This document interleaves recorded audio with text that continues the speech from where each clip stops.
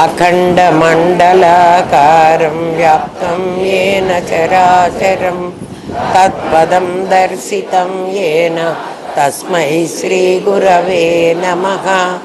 सदाशिवसमारम्भां शङ्कराचार्यमध्यमाम् अस्मदाचार्यपर्यन्तां वन्दे गुरुपरम्पराम्। गुरुब्रह्मा गुरुर्विष्णु गुरुदेवो महेश्वरः गुरुसाक्षात् परब्रह्म तस्मै श्रीगुरवे नमः। नित्यानन्दं परमसुखदं केवलं ज्ञानमूर्तिं विश्वातीतं गगनसदृशं तत्त्वमस्यादिलक्ष्यम् एकं नित्यं विमलमचलं सर्वधी साक्षिभूतं भावातीतं त्रिगुणरहितं सद्गुरुं तं नमामि। ॐ सहना भवतु सहनौ भुनक्तु सह वीर्यं करवावहै तेजस्विनावधीतमस्तु मा विद्विषावहै। ओम शांति शांति शांति। నిన్న మనం ఏం చేసామంటే మనస్సు అనేదే ఆత్మ అని నిర్ణయించుకున్నాం కదా. ఎందుకంటే ఆత్మ లక్షణాలు మనస్సులో చాలా ఉన్నాయి. ఆత్మ కనిపించదు, కనిపిస్తే అది దృశ్యమైపోతుంది. దృశ్యమైపోయింది అంటే ఇంకా చూసేవాడు ఇంకోడు ఉండాలి కదా. అందుకని ఆత్మ కనిపించడానికి వీల్లేదు. దేవుడు కనిపించాడు అని ఎవరన్నా అడిగినా కూడా అది అబద్ధం. దేవుడు కనిపించడు. మరి దేవుడు కనిపించాడు అని అందరు అంటారు కదండి. పాండురంగడు ప్రత్యక్షమైనాడని కదా, అన్నమాచార్యులకి వెంకటేశ్వర స్వామి ప్రత్యక్షమైనాడని, వాళ్ళందరూ కూడా సగుణారాధనలో ప్రత్యక్షమవుతారు. ఓంకారానికి కింద ఉండే ప్లేసులో బ్రహ్మ విష్ణు మహేశ్వరులు ఉన్నారు. అంటే ఎక్కడెక్కడైతే సృష్టి ఆరంభమవుతుందో, నిన్న మనం చెప్పుకున్నాం, నేను అనేవాడు జీవుడు అనేవాడికి నామరూప క్రియ. నామ రాకముందు, నామ అంటే ఆలోచన, ఆలోచన రాకముందు నేనున్నాను. ఉన్న నాకు కదా ఆలోచన వచ్చింది కదా. ఆలోచన వచ్చిన తర్వాత నేను లేను. ఆలోచన నేనుంటే నాకు ఆలోచన వచ్చింది. సముద్రం ఉంటే సముద్రానికి అల వచ్చింది. అల వచ్చిన తర్వాత అలలో బుడగలు నురుగులు ఫేనం బుడగలు నురుగులు వచ్చినాయి. అలా ప్రయాణం చేసింది కాబట్టి అది క్రియ. సముద్రం ప్రయాణం చేయదు, సముద్రం అక్కడే ఉంటుంది. అల ఎప్పుడైతే ప్రయాణం చేసిందో నామరూప క్రియ అయిపోయింది.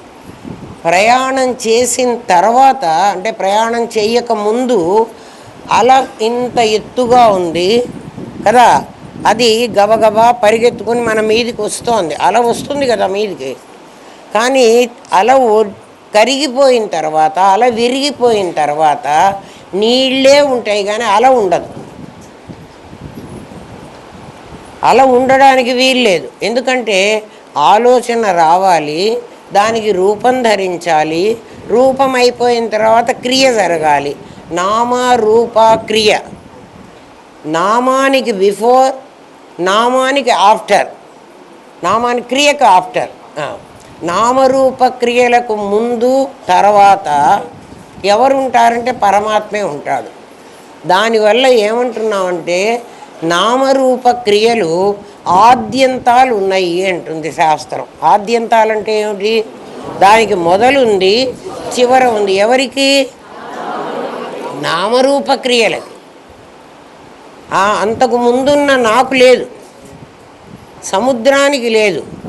అల పుడుతుంది, అల పెరుగుతుంది, అల కరిగిపోతుంది కదా.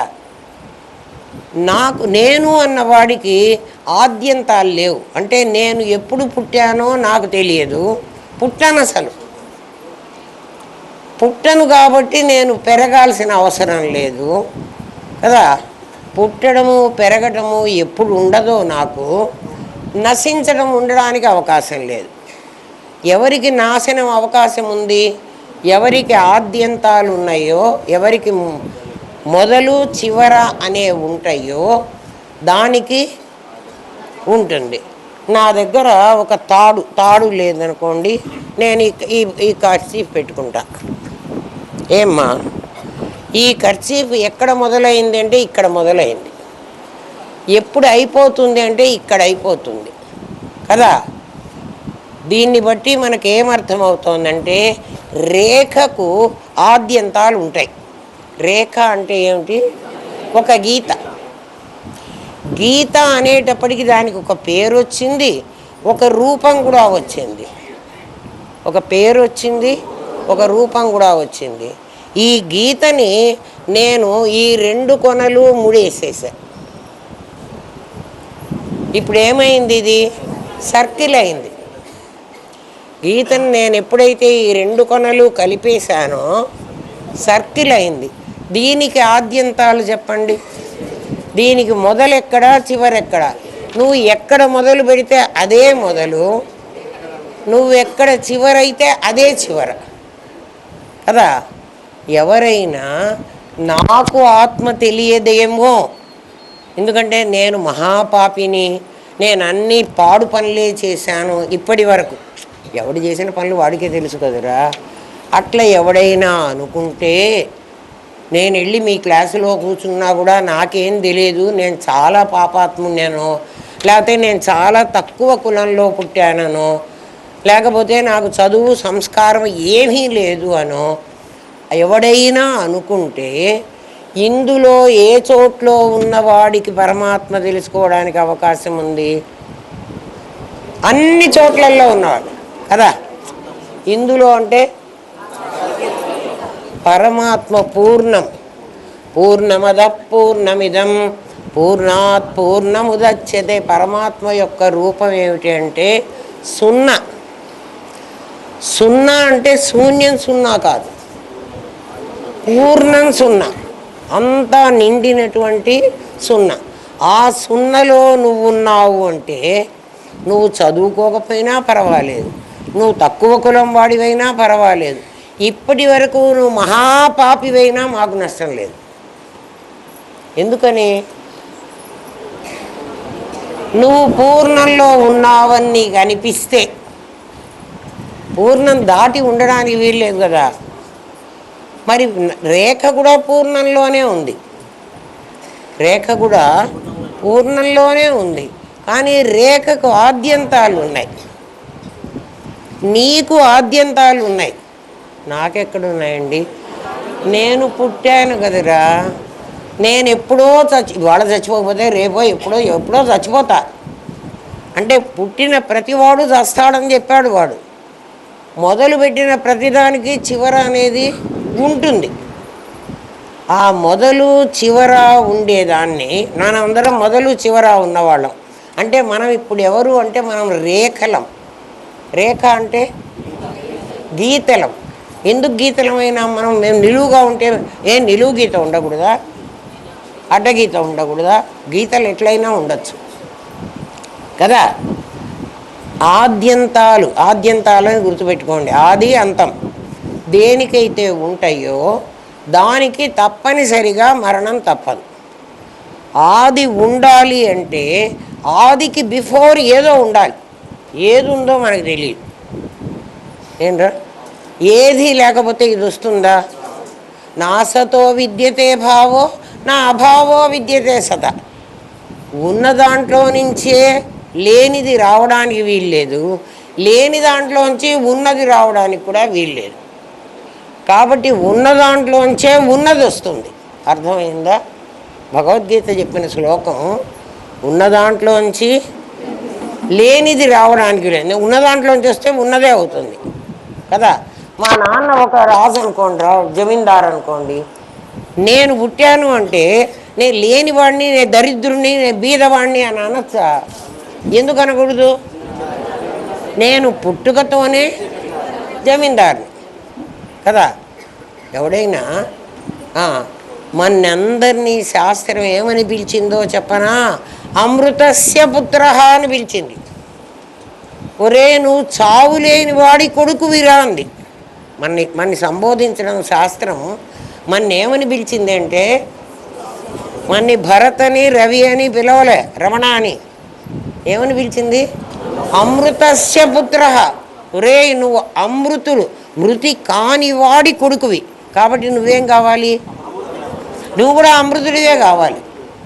మరి నువ్వు ఇప్పుడేమైనావు? మృతుడివైనావు. ఎందుకైనావు అంటే నాకు ఆద్యంతాలు ఉన్నాయని నువ్వు భావించావు. ఇప్పుడు నీకు పోవలసింది ఏమిటంటే, నాకు ఆద్యంతాలు లేవు. మీకు అర్థమైందా? నాకు లేవు. మరి నేను బర్త్డే చేసుకుంటున్నాను కదండి. బర్త్డే కాదు, మ్యారేజ్ డే కూడా చేసుకుంటున్నాను. అరే నాటకంలో మ్యారేజ్ ఏంది, డే ఏమిటి? అదొక డే సెలబ్రేషను, మళ్ళా బోడి సెలబ్రేషన్ అనవసరం. అరే నిన్నటి దాకా ఇది నాటకం రా అని చెప్తుంటే నువ్వు నటిస్తున్నవాడివిరా. నిన్ను నీవు ఏమనుకున్నావంటే, నేను మృతస్య పుత్రుణ్ణి అనుకున్నావు. మా నాన్నకి చావుంది, మా నాన్న చచ్చిపోయినాడు కదా, కాబట్టి నేను కూడా చచ్చిపోతాను. మా తాత చచ్చిపోయినాడు, మా నాన్న కూడా చచ్చిపోయినాడు, నేను కూడా చచ్చిపోతాను. ఎప్పుడైనా అది తప్పదు. జాతస్యకి ధ్రువం, నేను కూడా చచ్చిపోతాను అని మనం అనుకుంటున్నాం.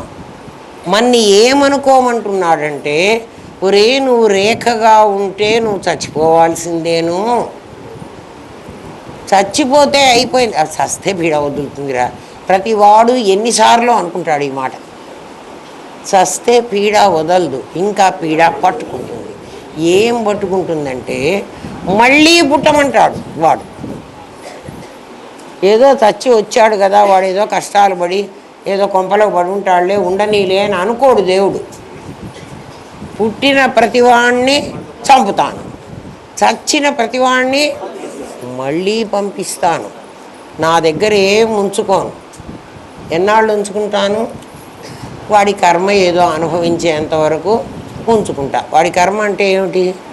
వాడి పాపమో పుణ్యమో, వాడు సుఖపడాలో దుఃఖపడాలో ఏదో అన్ని రోజులు ఉంచుకుంటాను, మళ్ళీ పంపించేస్తాను. అందుకని నువ్వేమనుకోమంటాడంటే, మనందరికీ మనం చచ్చిపోతామని తెలుసు. ఫస్ట్ ఆఫ్ ఆల్ ఏమనుకోమంటున్నాడంటే, నేను చావను. ఎందుకు చావవురా అని అడగాలి. మళ్ళీ నేను చావను అంటే ఊరుకుంటారా? మన పెద్దలు ఎవరినన్నా ఒరే చావరా అని తిట్టామనుకో, వెంటనే వాడేమంటాడు, నేనేం చావను, నువ్వే చావు అంటాడు. అంటాడా అనడా? ఎవరినన్నా చావరా అని తిట్టండి, తిడితే వాడు వెంటనే ఏమంటాడు, నేను చావను. ఎందుకంటే జీవుడికి తానకి తెలుసు నేను చావనని. మరి ఎవడు చస్తాడు?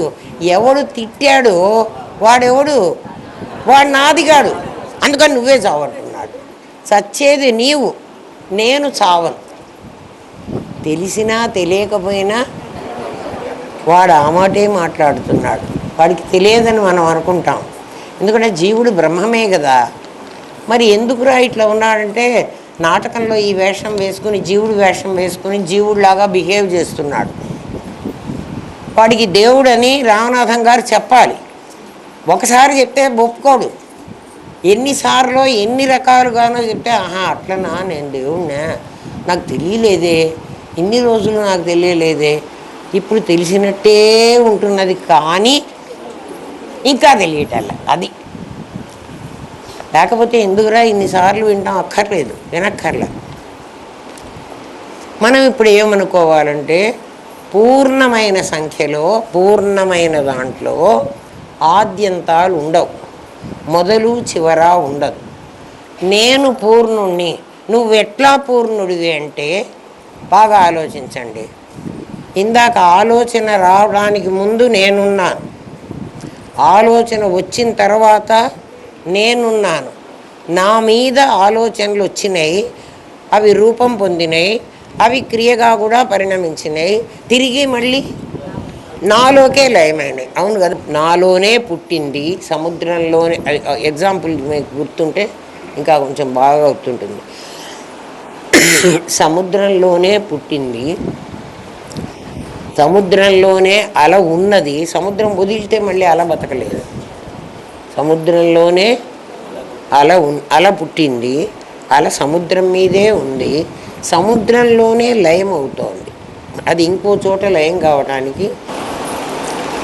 కాబట్టి నా నామరూప మీ ఆలోచన, ఏ ఆలోచన వచ్చినా, మీరు ఆలోచన ఏదైనా ఆలోచించవాకండి. ఏ ఆలోచన వచ్చినా దానికి ముందు నేనుండకపోతే ఆలోచన రాదు. ఖచ్చితంగా నేనున్నాను. ఆలోచన కూడా వచ్చింది, ఆలోచన తర్వాత అది లయమైన తర్వాత కూడా నేనున్నాను. కాబట్టి ఆ నేను కానీ ఈ ఆలోచన నేను కాదు కదా. ఈ ఆలోచన ఏమిటంటే నాకు కనిపించింది, నేను చూసేవాడిని, అది చూడబడేది. చూడబడేవి అనేకం వస్తాయి, చూసేవాడు ఒకడే ఉంటాడు. ఇది సూత్రం. ఈ సూత్రంలో చూడబడేవి అనేకం ఉంటాయి.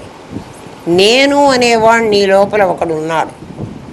వాడు పుట్టలేదు, వాడు చావలేదు. వాడిలో ఒక ఆలోచన వచ్చింది, ఈ మానవ శరీరం నేను ధరించాలి అని. అది కదా వాడి కోరిక, అది కదా వాసన. ఆ వాసనతో ఈ నాదిని తెచ్చుకున్నాడు. అవునా? అది జననం అంటే గీత మొదలైంది. అది జీవనం, గీత పొడిగించబడుతోంది. గీత ఎప్పుడో ఆఖరవుతుంది కదా, అది మరణం. దాని వెనక గీత గీయాలంటే బోర్డు కావాలి, గీత గీయాలంటే టేబుల్ కావాలి, గీత గీయాలంటే పేపర్ కావాలి. పేపర్ లాగా నేనున్నాను. నేను అనేవాడిని ఎక్కడున్నాను? ఒక్కసారి మీ ఆలోచనకి లోపలికి వెళ్ళి మీరు ఆలోచించండి. నేను మీకు కనపడతాడు కదా. ఎందుకంటే ఆలోచన వస్తున్నది, పోతున్నది. నేననేవాడు పోవడానికి వాడికి ఇంకో చోటు లేదు, వాడు అక్కడే ఉంటున్నాడు. చూడబడేవి అనేకం. చూడబడేవి అని ఎప్పుడైతే మనం అన్నామో, ఈ శరీరాలు చూడబడుతున్నాయి. నిన్న చెప్పిన 24 నా చేత చూడబడుతున్నాయి. అప్పుడు నేను సాక్షిగా ఉంటున్నాను. అవన్నీ నా చేత చూడబడే వస్తువులు. సాక్షికి ఆ సాక్షిత్వంతో సంబంధం ఉండకూడదు, అంతే కదా. సాక్షిని ఎవడు కూడా నిందితుడుగా పిలవరు. నేనెవరిని? నేను సాక్షిని. ఈ కనపడేటువంటి దీనికి నేను సాక్షిని కదా. అటువంటి సాక్షులు నేను ఎన్నిసార్లు బట్టో సాక్షిగా ఉంటున్నా. కుక్కకు నేను సాక్షిని, పిల్లికి అంటే పిల్లి జీవితానికి వచ్చినప్పుడు పిల్లి శరీరానికి నేనే సాక్షిని కదా. పిల్లి చచ్చిపోయింది కానీ పిల్లికి నేను చావలే. నేను చావడానికి వీల్లేదు. ఆలోచన ఎక్కడొస్తుందో ఆలోచన అంతం అవ్వాలి, కానీ ఆలోచన దేని మీద వచ్చిందో అది అంతం కావడానికి వీల్లేదు. అట్లా నేను ఎంతకాలం నుంచో నేనుగా ఉంటూ నా మీద అనేక ఆలోచనలు. ఇదంతా మీరు ఊహించి చెబుతున్నారా అండి? ఇది నిజమేనా అంటే, మీరు పుట్టినప్పటి నుంచి మీ దగ్గర ఒక నేను ఉంది కదా. మీరు పుట్టినప్పటి నుంచి మీకు 20 ఏళ్ళో 30 ఏళ్ళో 40 ఏళ్ళో వచ్చినాయి కదా. ఈ 40 సంవత్సరాల్లో మీకు ఎన్ని ఆలోచనలు వచ్చి ఉంటాయి, ఎన్ని పనులు మీరు చేసి ఉంటారు. కానీ మీరున్నారు, ఆలోచనలు పోయినాయి. కాబట్టి ఒక్కొక్క ఆలోచన ఒక్కొక్క జన్మ అనుకుంటే ఎన్ని ఆలోచనలు వచ్చినాయి, ఎన్ని జన్మలు గడిచినాయి, వాటన్నిటికీ సాక్షిగా నువ్వు ఉన్నావు.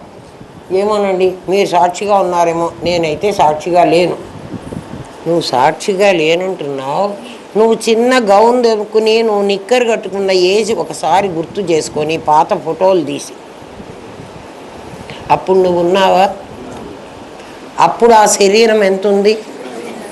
ఎంతుంది? అది నువ్వేనా? ఎవడన్నా నేను కాదంటాడా? అది నేనే. మరి ఎప్పుడు అది అంటే నా చిన్నప్పుడు. అంటే ఆ శరీరం వేరు, ఆ శరీరానికి నువ్వు అప్పుడు సాక్షివి, ఆ శరీరంతో చేసే పనులకు నువ్వు సాక్షివి. ఇంకా కొంచెం పెద్దగా అయినావు, అప్పుడు చేసిన పనులకు నువ్వే సాక్షివి, నీకు గుర్తులేవు. అట్లా ఎన్నో జన్మలు ఎత్తావు అర్జున నువ్వు నేను. అవన్నీ నాకు తెలుసు, నీకు తెలియదు. నేను కూడా ఇప్పుడు అదే అంటున్నా. నాకు జరిగినటువంటి నా బాల్యంలో నుంచి ఇప్పటికి జరిగిన నాకు ఎన్నో మెమరీస్ ఉన్నాయి. నీకు ఆ మెమరీస్ లేవు, నువ్వు గుర్తుపెట్టుకోలే. కృష్ణుడు గుర్తుపెట్టుకున్నట్ట, అర్జునుడు గుర్తుపెట్టుకోలే. ఎందుకు అర్జునుడు గుర్తుపెట్టుకోలేదంటే మీరందరూ కూడా అర్జునులే. మీకందరికీ మీ బాల్యము, మీ అప్పుడు ఏమేమి జరిగినాయో మీరు సాక్షిగా ఉన్నారో చెప్పండి. చెప్పలేదు. ఎందుకని? మీరు ఎందుకంటే మీరు సాక్షిగా ఉండి చూడలే. మరి దేనిగా ఉండి చూశారు? నాదిగా ఉండి చూశారు. నాదిగా ఉండి నువ్వు చూస్తే నీకు అవి మెమరీలోకి వెళ్ళవు. నేనుగా ఉండి చూస్తే అనుభవించేవాడికి ఒకడు చంపాడు, ఒకడు చచ్చాడు రా, హత్య జరిగింది మన వాకిట్లో అక్కడెక్కడో. నేను చూశాను. నేను చూసిన వాడికి అది గుర్తుంటుందా? చచ్చిన వాడికి అది గుర్తుంటుందా? జైల్లో పడ్డవాడికి గుర్తుంటుందా? కదా, చూసిన వాడికే గుర్తుంటుంది. నువ్వు సాక్షిగా చూసుంటే నీకు ఇవన్నీ గుర్తుంటాయి. నువ్వు సాక్షిగా చూడలే. మరి ఏమైపోయినానంటే నేను దాంట్లో ఇన్వాల్వ్ అయినా. అంటే నాది నేను కలిసిపోయినా. కలిసిపోబట్టి నాకు ఈ సాక్షిత్వం ఏమిటో, నేనెవడో, అసలు నేనుగాడికి ఆద్యంతాలు ఎందుకు లేవో, నాదికి ఎందుకు ఆద్యంతాలు ఉన్నాయో నాకు తెలియదు. ఇప్పుడు నీకు కొత్తగా నేను ఏదైనా ఇంప్లిమెంట్ చేస్తున్నానా, లేక నీకు తెలిసిన దాన్నే అది మర్చిపోయినావురా అని ఇప్పుడు చెప్తున్నానా? అందుకే శాస్త్రం అంది, గొలుసు నీ మెళ్ళోనే ఉంది, విస్మృత కంఠహారం నువ్వు మర్చిపోయినావు, నేను గుర్తు చేస్తున్నా. ఆత్మని తెలుసుకోవడానికి వీల్లేదు, ఆత్మని గుర్తు చేసుకోవడానికి వీలుంది. అందుకని ఎవడైనా నాకు ఆత్మ సాక్షాత్కారమైంది, నాకు దేవుడు కనిపించాడు అంటే కనిపించడు. మరి ఏం తెలుస్తుంది? అనిపిస్తుంది. ఇప్పుడు మీ అందరికీ మీ బాల్యంలో మీరు చిన్నపిల్లవాడుగా ఉన్నప్పుడు ఆ శరీరం ఈ శరీరం కాదు. ఆ ఆలోచనలు ఇప్పుడు లేవు. ఇప్పుడు ఆలోచనలు కొత్త ఆలోచనలు. అప్పుడు ఆలోచనలు అవి పుట్టినాయి, అవి పోయినాయి. ఎన్నో పుట్టినాయి, ఎన్నో పోయినాయి. కానీ ఆ నేను మాత్రం ఆ నేనే ఈ నేను అన్నవాడిని మారలేదు కదా. అందుకని ఆత్మ తెలుసుకోవాలి అని ప్రయత్నం చేయవాకండి, ఆత్మని గుర్తించాలి అని ప్రయత్నం చేయండి. ఆత్మ తెలుసుకోవడం కాదు, ఆత్మని గుర్తించు నువ్వు కదా. తెలుసుకోవాలి అంటే తెలివి కంటే అది భిన్నంగా ఉండాలి, అప్పుడే నీకు తెలుస్తుంది. మరి నిన్న మనస్సే ఆత్మ అన్నారు కదండి అంటే నీకు తెలిసింది మనస్సే. ఎందుకంటే అది నీ చిన్నప్పటి ఫోటో. ఇప్పుడు నువ్వు పెద్దవాడివైనావు, ఈ మాటలన్నీ చెప్పేది నీ మనస్సు. అది ఏం చెప్తోందంటే నీ మనస్సు నీకు, నువ్వు నామరూప క్రియలు, ఎందుకంటే నీకు ఆలోచనలు వచ్చినాయి కాబట్టి నీ పేరు జీవుడు. నామరూప క్రియలు ఎవడుకుంటే వాడు జీవుడు. జీవుడు అని ఎప్పుడైతే నిన్ను నీవు పరిమితం చేసుకున్నావో, పరిమితం అంటే ఏమిటి? లిమిటెడ్. నేను లిమిటెడ్ అంటే 5 అడుగుల 3 అంగుళాల శరీరంలో నన్ను నేను బంధించుకున్నా, నన్నే నేను బంధించుకున్నా నా ఈ శరీరంలో. ఎప్పుడైతే నేను లిమిటెడ్ అని అనుకున్నానో ఒక పెద్ద పళ్ళెల్లో మైసూర్ పాక్ తయారు చేసి పోసాను నేను. ఇంతవరకు ముక్క కట్ చేశా. మీరంతా కేకులు కట్ చేస్తారు కదా, ఒక ముక్క కట్ చేశా. కట్ చేసిన ముక్క ఆ పెద్ద ముక్క, అది పెద్ద ముక్క, ఇది చిన్న ముక్క అయింది. ఎప్పుడైతే ఇది కట్ చేసుకుని నేను వేరు అని తీసుకుందో జీవుడు అని, దీనికంటే పెద్దగా వాడు తయారైనాడు. వాడు ఎలా తయారైనాడంటే వీడు నామరూపక్రియలతో తయారైనాడు. వీడికి రీజన్ ఉంది. వాడు ఎట్లా తయారైనాడంటే అది నా చిన్నప్పటి ఫోటో. అది నా చిన్నప్పుడు అంటే నువ్వు కాలంలోకి వెళ్ళిపోయినావు కదా. అది మేం కర్నూలులో ఉండేటప్పుడుది. దేశంలోకి వెళ్ళిపోయినావు. దేశము కాలము ఎప్పుడైతే వస్తుందో వస్తువు కూడా నీకు కనపడాలి. దేశం కాలంలో వస్తువు కూడా కనపడాలి. వస్తువు అంటే ఏమిటి? ఆ చిన్న పాప. ఆ చిన్న పాప నీకు కనపడాలి. దేశకాల వస్తువులు ఎప్పుడైతే నువ్వు నీకంటే వేరైనయో, నామరూప క్రియల కంటే దేశకాల వస్తువులు వేరైనాయి. ఎప్పుడు వేరైనయో అది జగత్ అనే పేరు పెట్టింది. దాని పేరు జగత్తు, నీ పేరు జీవుడు. ఇప్పుడు దేవుడు ఉండడానికి చోట్లేదు. ఎందుకంటే మొత్తం జీవుడు జగత్తు ఆక్రమించేశారు. అసలు నిజంగా అక్కడ ఉన్నది ఎవరు? దేవుడే. నిజంగా ఉన్నది దేవుడే. దేవుడు ఎక్కడున్నాడండి? అంతటా వాడే ఉన్నాడు. ఎట్లా ఉన్నాడండి? ఇందాక ఆద్యంతాలు లేకుండా ఉన్నాడే వాడు కదా. వాడు నీ లోపల ఉన్నాడు, వాళ్ళ లోపల ఉన్నాడు, వాళ్ళ లోపల ఉన్నాడు, మీ ఇద్దరికి మధ్యలో కూడా ఉన్నాడు. మరి మీ ఇద్దరిలో కనపడి వాళ్ళు అక్కడ ఎందుకు కనపడటం లేదు? మీరిద్దరూ అద్దాలు పెట్టుకున్నారు, మీకు అది తెలుసు. అద్దం పెట్టుకున్నారు కాబట్టి అద్దంలో రిఫ్లెక్ట్ అయింది. జీవ జగత్తులు ఎప్పుడైతే నిండిపోయినాయో దేవుడికి చోటు లేకుండా పోయింది. అందుకని వాడు ఏం చేశాడంటే, వాడు అసలు ఉన్నాడో లేడో మనకు తెలియదు. వాడు బ్యాక్గ్రౌండ్కి వెళ్ళిపోయాడు. ఇక్కడ బ్యాక్గ్రౌండ్ ఏంటంటే మన లోపల బ్యాక్గ్రౌండ్. నేను వెనక్కి వెళ్ళిపోయింది. మాటకు ముందుకు రాదు. ఎవడైనా రామనాథం గారు లాంటి వాడు పిలిచి రారా నాయన, భయపడవాకు, వీళ్ళేం చంపరు, అసలు ఇది మందేను, వీళ్ళు మధ్య మధ్యలో వచ్చి మధ్య మధ్యలో వ్యవహారం చేస్తున్నారు అని లాక్కొస్తే వస్తాడు వాడు. ఎవడు? ఆ బ్యాక్గ్రౌండ్కి పోయినవాడు. ఎవ్వరూ పిలవలేదనుకో, రామనాథం గారు అసలు మనకు దొరకలేదనుకో, వాడు బ్యాక్గ్రౌండ్కి వెళ్ళిపోతాడు. పైకి ఉప్పర్ వాళ్ళ. ఎందుకంటే ఈ ప్రపంచంలో నన్ను బతకనియ్యర్రా, ఒకవేళ వచ్చి ఏదన్నా ఉందామన్నా, ఏదో విగ్రహంలాగా అన్నా వచ్చి ఉందామన్నా, వీళ్ళ కోరికలు ఒక కోరికతో జన్మకొచ్చారు, ఇంకా కోరికలు అంతులేవు అసలు. ఈ కోరికలే నా ముందర చెబుతారు. ఒక్కడు కూడా నాకు నాయనా నేనెవరో నాకు తెలిసేటట్టుగా అడగారు, చెప్పరా అని వాడు అడగడు.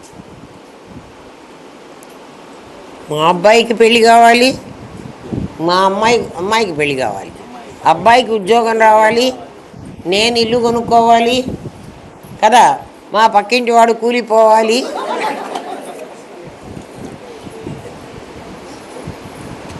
ఆలోచించండరా.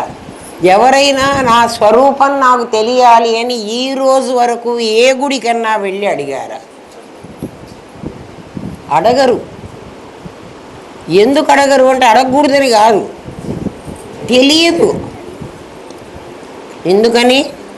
ముందుకే పోతూ ఉన్నారు. అమ్మవారు చెప్తుంది, ప్రత్యక్ అంటుంది, పరా ప్రత్యక్షితీ రూప. ప్రత్యక్ అంటే అర్థం ఏమిటి అంటే మూడిటితో కూడినటువంటిది. ముగ్గురున్నారు కదా మనకి. ఏమిటి? ధనేషణ. ఈ మూడే కోరికలు. ఈ కోరికలు అనేటువంటి పెద్ద రాక్షసుడు నా ముందుకు వచ్చి నుంచున్నాడు. మన ముందున్న రాక్షసుడు ఎవరు? ధనేషణ, దారేషణ, పుత్రేషణ. ఈ రాక్షసుడు నా మీదికి వస్తున్నాడు. నేను అన్నవాడి మీదికి కదా. ఎందుకని అంటే ఇది వాడికి కావలసింది. ఇది అంటే ఈ నాదికే కదరా ఈ మూడు కోరికలు. నేనుకు లేవు, అసలు నేనుకు ఏం అక్కర్లే. వాడు మీదికి వస్తుంటే నేను అటు వెళ్ళటానికి వీలు లేదు. ఎందుకని? వాడే పెద్ద జైయాంటిక్ పర్సనాలిటీ. వాడు నా మీదికి వస్తుంటే నేనేం చెయ్యాలంటే వెనక్కి వెళ్ళాలి. అంతే కదా. ముందుకెళదామా? ముందుకెళితే వాడు మింగేస్తాడు. అందుకని నేను వెనక్కి వెళతా. ఎంత వెనక్కి వెళ్ళగలనంటే నేను వెనక్కి వెళ్ళాననుకో ఈ గోడ వరకు వెళతా. ఆ గోడ దాటి నేను పోలేను. అప్పుడు ఏం చేస్తాను? గోడకు ఆనుకుని పోతా. అది నా ఫైనల్ స్టేజ్. అది ప్రత్యక్. వెనక్కి వెళ్ళి ఇంకా వెళ్ళలేక దాన్ని టచ్ చెయ్యి. ఎవరిని టచ్ చెయ్యి? నేనును టచ్ చెయ్యి. ఎక్కడ? నీ లోపల. అర్థమైందా? వీళ్ళ నుంచి తప్పించుకోవడానికి వీళ్ళ ముందుకు పోయినావంటే వీడిని నువ్వు, ఎందుకంటే వీడు పెద్ద రాక్షసుడు. నిన్ను వెనక్కి వెళ్ళమన్నాడు. అంతర్ముఖ సమారాధ్య. అంతర్ముఖమైతే నీకేం తెలుస్తుందంటే ప్రత్యేగాత్మ తెలుస్తుంది అన్నాడు. అసలు ఆ పదాలు ఎంత ఉన్నాయో చూడండిరా.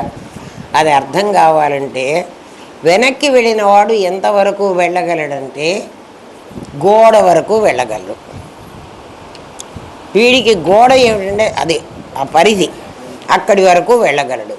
వీడికి అది ఏది అంటే నామరూపక్రియలకి గోడ ఏది అంటే పూర్ణమే. అర్థమవుతోందా నాయన? అంతవరకు వెళ్ళి దాన్ని టచ్ చేసి ఇంకా వెళ్ళలేక ఆగిపోతాడు. ఎప్పుడు వాడు దాన్ని టచ్ చేశాడో అంటే గోడ వరకు వెళ్ళాడో వీడి ఇంకా నా మీదికి రాడు. మరి ఇంతకుముందు వాడు నా మీదకి వచ్చాడు కదా, నాకు టచ్ చేయలేనేరు వాడిని. మీకు అర్థం కాలే. ఇంతకుముందు నేను వాడి అధీనంలో వాడు పట్టుకుంటే నేను దొరికేటట్లున్నా, నాకు ఆధారం లేదు. ఇప్పుడు నేను ఎవరి దగ్గరికి వెళ్ళాను? నేను దగ్గరికి వెళ్ళా. మనం అందరం నేను దగ్గరికి వెళ్ళమంటున్నా. అందుకే నువ్వు టచ్ చేయకపోతే ఆయన అర్థమవుతోందా? గోడని నేను ఇంకా దీన్ని దాటి ఇంకా నేను వెళ్ళలేను. ఆ గోడకు నేను ఉన్నవాడిని వాడు పట్టుకోవచ్చు నన్ను, కానీ నేను గోడను తగిలిన తర్వాత వాడు నన్ను పట్టుకోలేడు. ఎందుకని? వాడు గోడకి తగులుకోనులే. వాడెవడో తెలుసునా? నేను సృష్టించిన వాడే. ఎవడు? జీవుడు సృష్టించిన వాడే కదా జగత్తు. జగత్తులోవే కదా నామరూపక్రియలు. కాదు దేశకాల వస్తువులు. దేశకాల వస్తువులే కదా నీకు ఏమిటి ధనేషణ కదా.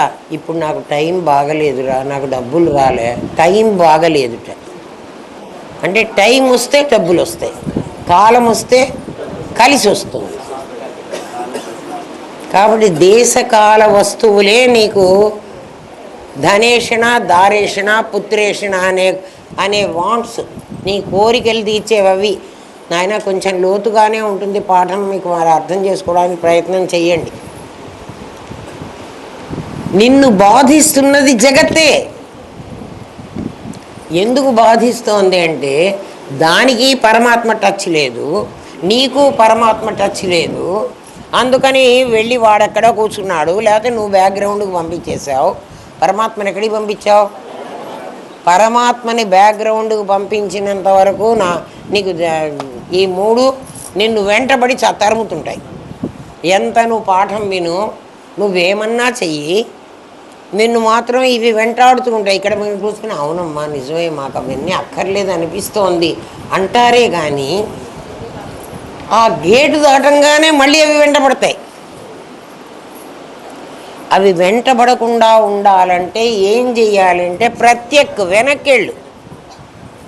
వెనక్కెళ్ళు అంటే ఇట్లా తిరిగి వెనక్కెళ్ళా అమ్మో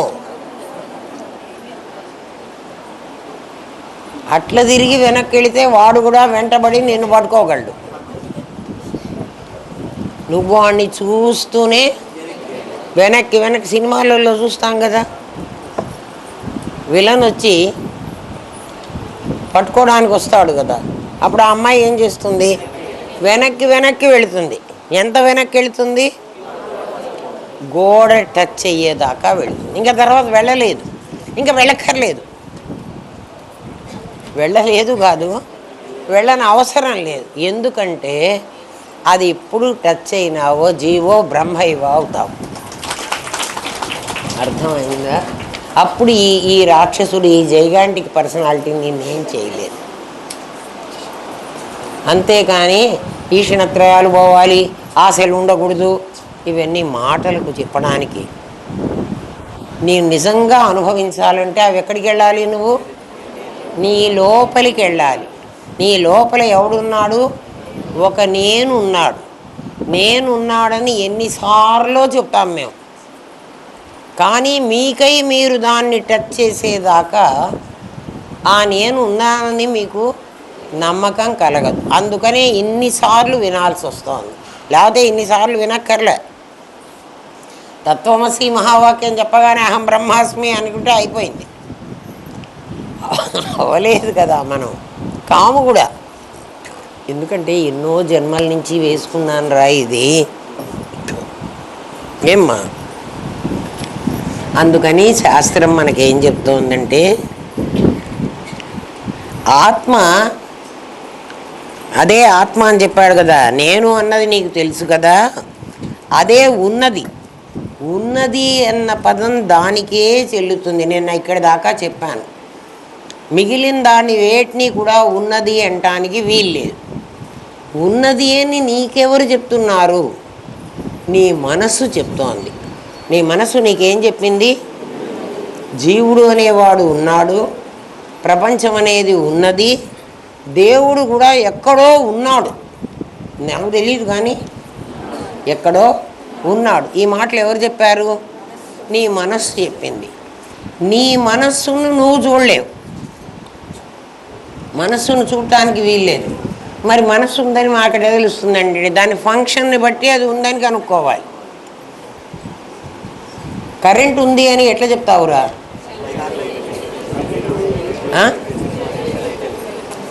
లైట్ వేస్తే చెప్తావు, ఫ్యాన్ వేస్తే చెప్తావు. అంటే దాన్ని ఏమిటి? దాని ఫంక్షన్ని బట్టి దాని ఉనికిని చెప్పాలి. కాబట్టి నీ ఫంక్షన్ని బట్టి నా ఫంక్షన్ ఏంటండి? నీ మనస్సు పనిచేస్తోంది. నీ మనస్సు నామరూపక్రియల్ని సృష్టిస్తోంది. సృష్టించలేదు అంటే చెప్పండి. ఎప్పుడు సృష్టించదు నామరూపక్రియల్ని. తెలివి తప్పింది అన్నప్పుడు ఏమవుతాడు? ప్రాణం తర్వాత పోతుంది. ముందు తెలివి తప్పింది అంటే ఏమిటి?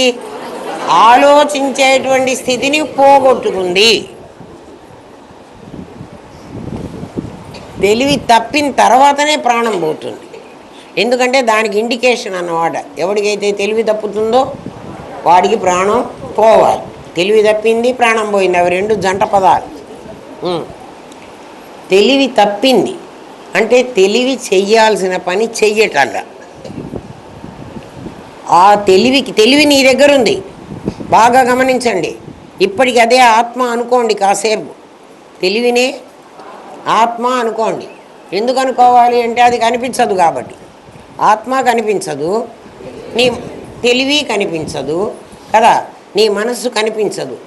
మనస్సు నీకు ఎక్కడి నుంచి వచ్చిందంటే నేను చెప్పాను, అది పరమాత్మ యొక్క విభూతి. అంటే ఆ లైటు దాని వెలుగు ఎలా ఉంటుందంటే లైట్ స్వతప్రమాణం కాదు, కానీ అది ఉండకపోతే ఇది ఉండదు. అది లేకపోతే దీనికి ఉండడానికి అవకాశం లేదు. అంటే ఇది దాని మీద ఆధారపడి ఉంది. మనస్సు కూడా పరమాత్మ మీద ఆత్మ మీద ఆధారపడి ఉంటుంది. పరమాత్మ కాదు, ఆత్మ. మనస్సు కూడా ఆత్మ మీద ఆధారపడే ఉండాలి. ఆత్మ లేకపోతే మనసు ఉండటానికి వీలేదు. ఎందుకంటే నీ దగ్గర ఆత్మ ఉంటేనే ఇది దాని విభూతి, దాని వెలుగు. మరి చచ్చిపోయిన వాడి మీ దగ్గర కూడా ఆత్మ ఉంది కదండి అని ప్రశ్న వేస్తాడు.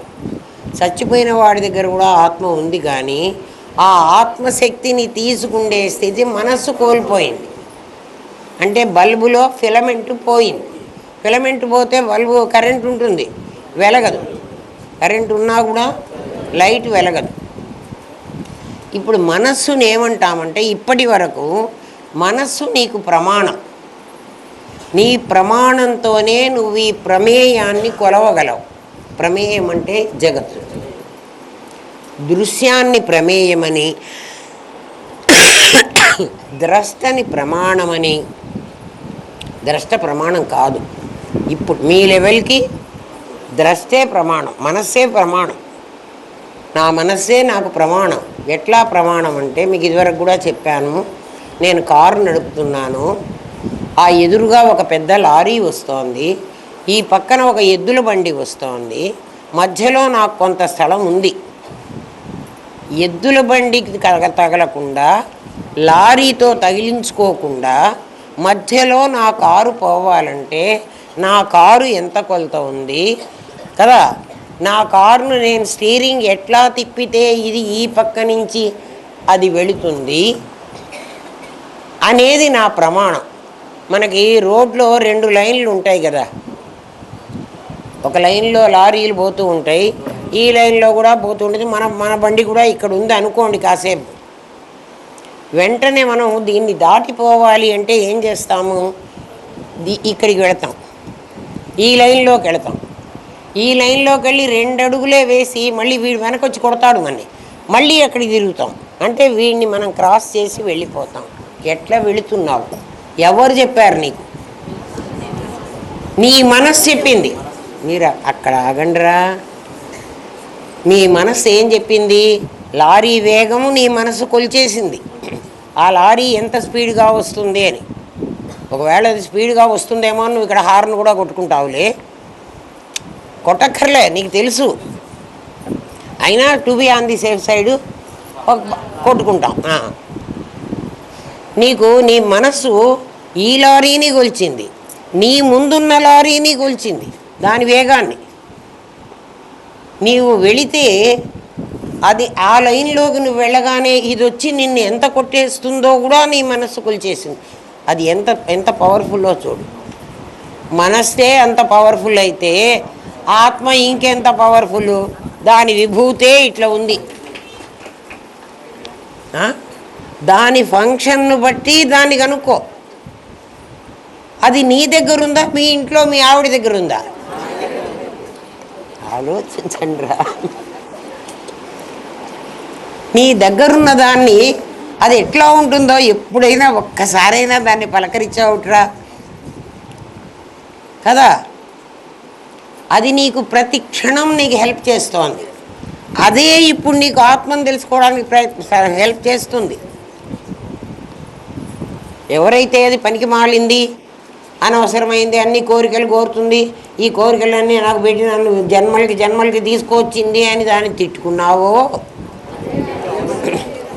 ఇప్పుడు అదే నీకు హెల్ప్ చేస్తుంది. ఎట్లా హెల్ప్ చేస్తుందంటే, మన ఏవ మనుష్యాణం కారణం బంధ మోక్షయం. నీ మనస్సే నిన్ను లిమిటెడ్ చేసింది ఒకప్పుడు. ఎప్పుడు? నీకు నేను తెలియనప్పుడు నీ మనస్సే కదా నామరూప క్రియలే జీవుడు అని చెప్పి నువ్వు జీవుడివి, వాడు దేవుడు, అది జగత్తు, ఈ 3 చెప్పింది నీ మనస్సే. ఇప్పుడు నీ మనస్సు ఉందని ముందు నువ్వు గుర్తించు. ఏమోనండి మీరు కారు గురించి చెప్తే మాకెట తెలుస్తుంది, మేము కారు నడపలేదు. నీ మనస్సే అన్నీ చెప్పాలరా. ఏమీ అక్కర్లేదురా. చెయ్యి ఇట్లా ముట్టుకుంటే అన్నం మెతుకుని అది ఉడికింది అని చెప్పేది మళ్ళీ మనస్సే. ఉడకలేదు ఇంకా పలుకుంది అని కూడా నీ మనస్సే చెప్పాలి, పిచ్చోడికి చెప్పదు. పిచ్చోడు ఏమైనాడు? మనోమయ కోసం లేదు వాడికి. పిచ్చివాడికి మనోమయ కోసం లేదు కాదు, పని చెయ్యదు. పిచ్చివాడి మనోమయ కోసం ఎట్లా పని చెయ్యదో ఎర్రగడ్డ ఆసుపత్రికి పంపించి మమ్మల్ని మాకు గురువుగారు చూపెట్టారు. పిచ్చివాడిని చూసి రండి, మనోమయ కోసం మీకు అర్థమవుతుంది. ఆయన కూర్చోబెట్టి మీలాగా పాఠాలు చెప్పలేదు కదా మాకంతా ప్రాక్టికల్ లెసన్స్. ఏమ్మా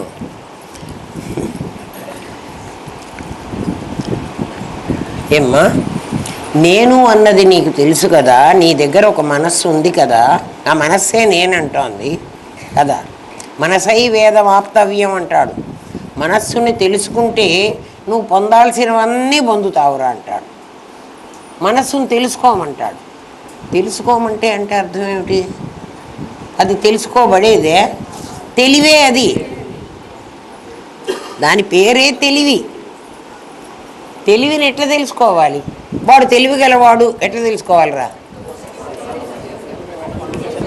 వాడి ఫంక్షన్ ఏమిటంటే వాడు మాట్లాడే విధానం అంతే. వాడికి తెలివి లేదు అని ఎట్లా తెలుసుకోవాలి? మనసు ఫంక్షన్ బట్టే తెలుసుకోవాలి, దాని పనిని బట్టి దాన్ని తెలుసుకోవాలి.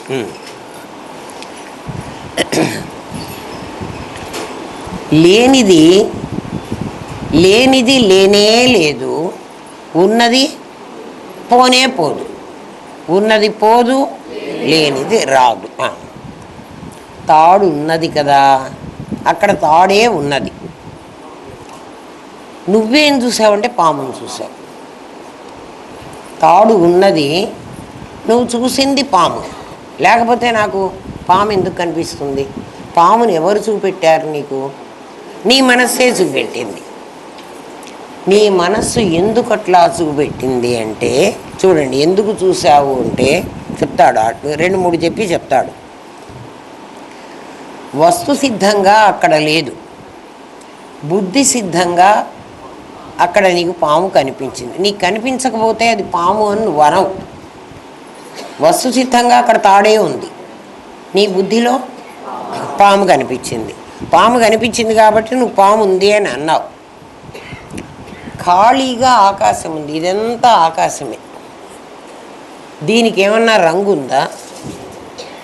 మరి అది ఆకాశమే కదా. ఆకాశం నల్లగా ఉంది అంటావేమిటి? ఆ ఆకాశం కనుక నల్లగా ఉంటే ఈ ఆకాశం కూడా నల్లగానే ఉండాలి.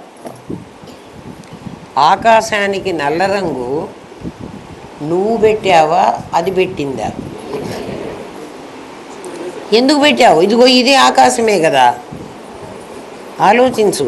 ఇవన్నీ తాడు మీద పాముని ఎందుకు చూసావు అని అడిగేటట్లే ఆకాశాన్ని ఎవరైనా ద స్కై ఈజ్ బ్లూ అని పిల్లలకి పాఠాలు కూడా చెప్పేశారు. ఏ కదా, ఇది మరి నల్లగా రంగులుగా కనపడుతోంది కదా, ఏం లేదు. ఖాళీగా ఉన్న ఆకాశాన్ని నల్లగా ఉన్నది అంటావేమిటి? నువ్వు అనేవన్నీ చెప్తున్నాడు. నీ మనసు నీకేమేం చెప్తోందో అది ప్రాపర్గా ఉందా లేకపోతే లేదా అని నేను అనుకోమంటున్నాడు. భూమి ఆకాశము, ఆకాశంలో భూమి తిరుగుతూ ఉంటుంది కదా. ఆకాశంలో భూమి తిరుగుతూ ఉంటుంది. భూమి ఒక్కటే కాదు, గ్రహాలన్నీ విశ్వాంతరాళంలో తిరుగుతూ ఉంటాయి. విశ్వ అంతరాళంలో, విశ్వం అంటే చాలా పెద్దది, దాని మధ్యలో ఇవి తిరుగుతున్నాయి. గ్రహాలన్నీ తిరుగుతున్నాయి. కొన్ని తన చుట్టూ తాను తిరుగుతాయి, కొన్ని రివర్స్ తిరుగుతాయి, వక్రగతి అంటారు. ఒక్కొక్కసారి వాళ్ళు రివర్స్ తిరుగుతారు కొన్ని గ్రహాలు. అవన్నీ జ్యోతిశాస్త్రం వాళ్ళు చెప్తారు మీకు. వాటికి వక్రగతి ఉంటుంది అని. కొన్ని 2 ఏళ్లకు ఒకసారి తిరుగుతాయి, కొన్ని 7 ఏళ్లకు ఒకసారి తిరుగుతాయి. వాటి ఇష్టం కాదు, వాటికి కూడా సిస్టమ్ ఉంది. వాటికి కూడా సిస్టమ్ ఉంది. నాకు తెలియదు, నాకు జ్యోతిష్యం తెలీదు, నేను చదువుకోలేదు.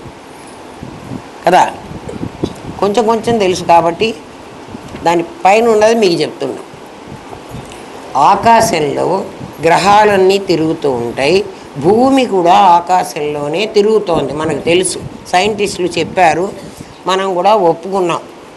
మనం చూడకపోయినా మన సైంటిస్టులు చెప్పిన మాట మనం నమ్మాం. భూమి తన చుట్టూ తాను తిరుగుతూ సూర్యుని చుట్టూ వస్తుంది, అట్లా చుట్టి రావడానికి 1 సంవత్సర కాలం పడుతుంది, అట్లా చెప్పారు. ఇది మనం చదువుకున్నాం కదా, మనకి తెలుసు కదా. భూమి తిరుగుతూ ఉంటుంది అంటే ఆకాశంలో భూమి ఉంది. ఏదైనా ఒక పండు లాంటిది ఇస్తే చూపిస్తాను, ఏదో ఒకటి ఇవ్వండి, గుండు లాంటి పదార్థం. ఇదంతా ఆకాశం. ఈ ఆకాశంలో ఈ భూమి ఉంది. ఇది సైంటిస్టులు మనకు చెప్పిన మాట. ఈ భూమి ఈ ఆకాశము ఇక్కడ కలిసి ఉంటాయి, అంటే ఇక్కడ కలిసి ఉంటాయి కదా. ఈ భూమి మీద మనం ఉన్నాం. మనకి ఇక్కడ ఉన్నటువంటి ఆకాశం ఈ భూమి కలిసి ఉన్నట్టు మనకు కనపడుతుంది. ఆకాశం నల్లగా ఉన్నట్టు కనపడట్టుగా మనం కనుక పైకి వెళ్ళి చూసినట్టయితే ఈ భూమి ఇట్లా గుండుగా ఉంటుంది. సూర్యాస్తమయం అప్పుడు మీకు బాగా కనపడుతుంది. భూమి ఇట్లా గుండుగా ఉంటుంది, ఆకాశం అక్కడే. ఇక్కడ ఆకాశం ఉండాలి కదా, ఇది కూడా కనపడుతుంది. కానీ మనకెట్లా కనపడుతుందంటే, మన మనస్సు మనకు ఎట్లా చెప్తుందంటే ఇది అది కలిసిన చోటు కనపడుతుంది. భూమి ఆకాశము కలిసిన చోటు ఎందుకు కనపడుతోంది అంటే, ఎందుకు కనపడుతుందో మళ్ళీ చెబుతాం మీకు. కనపడుతుంది. ఏం కనపడుతుంది? ఈ భూమి తిరుగుతూ ఉంటుంది, ఆకాశం కదలకుండా స్థితిలో ఉంటుంది. ఆకాశం కదలదు.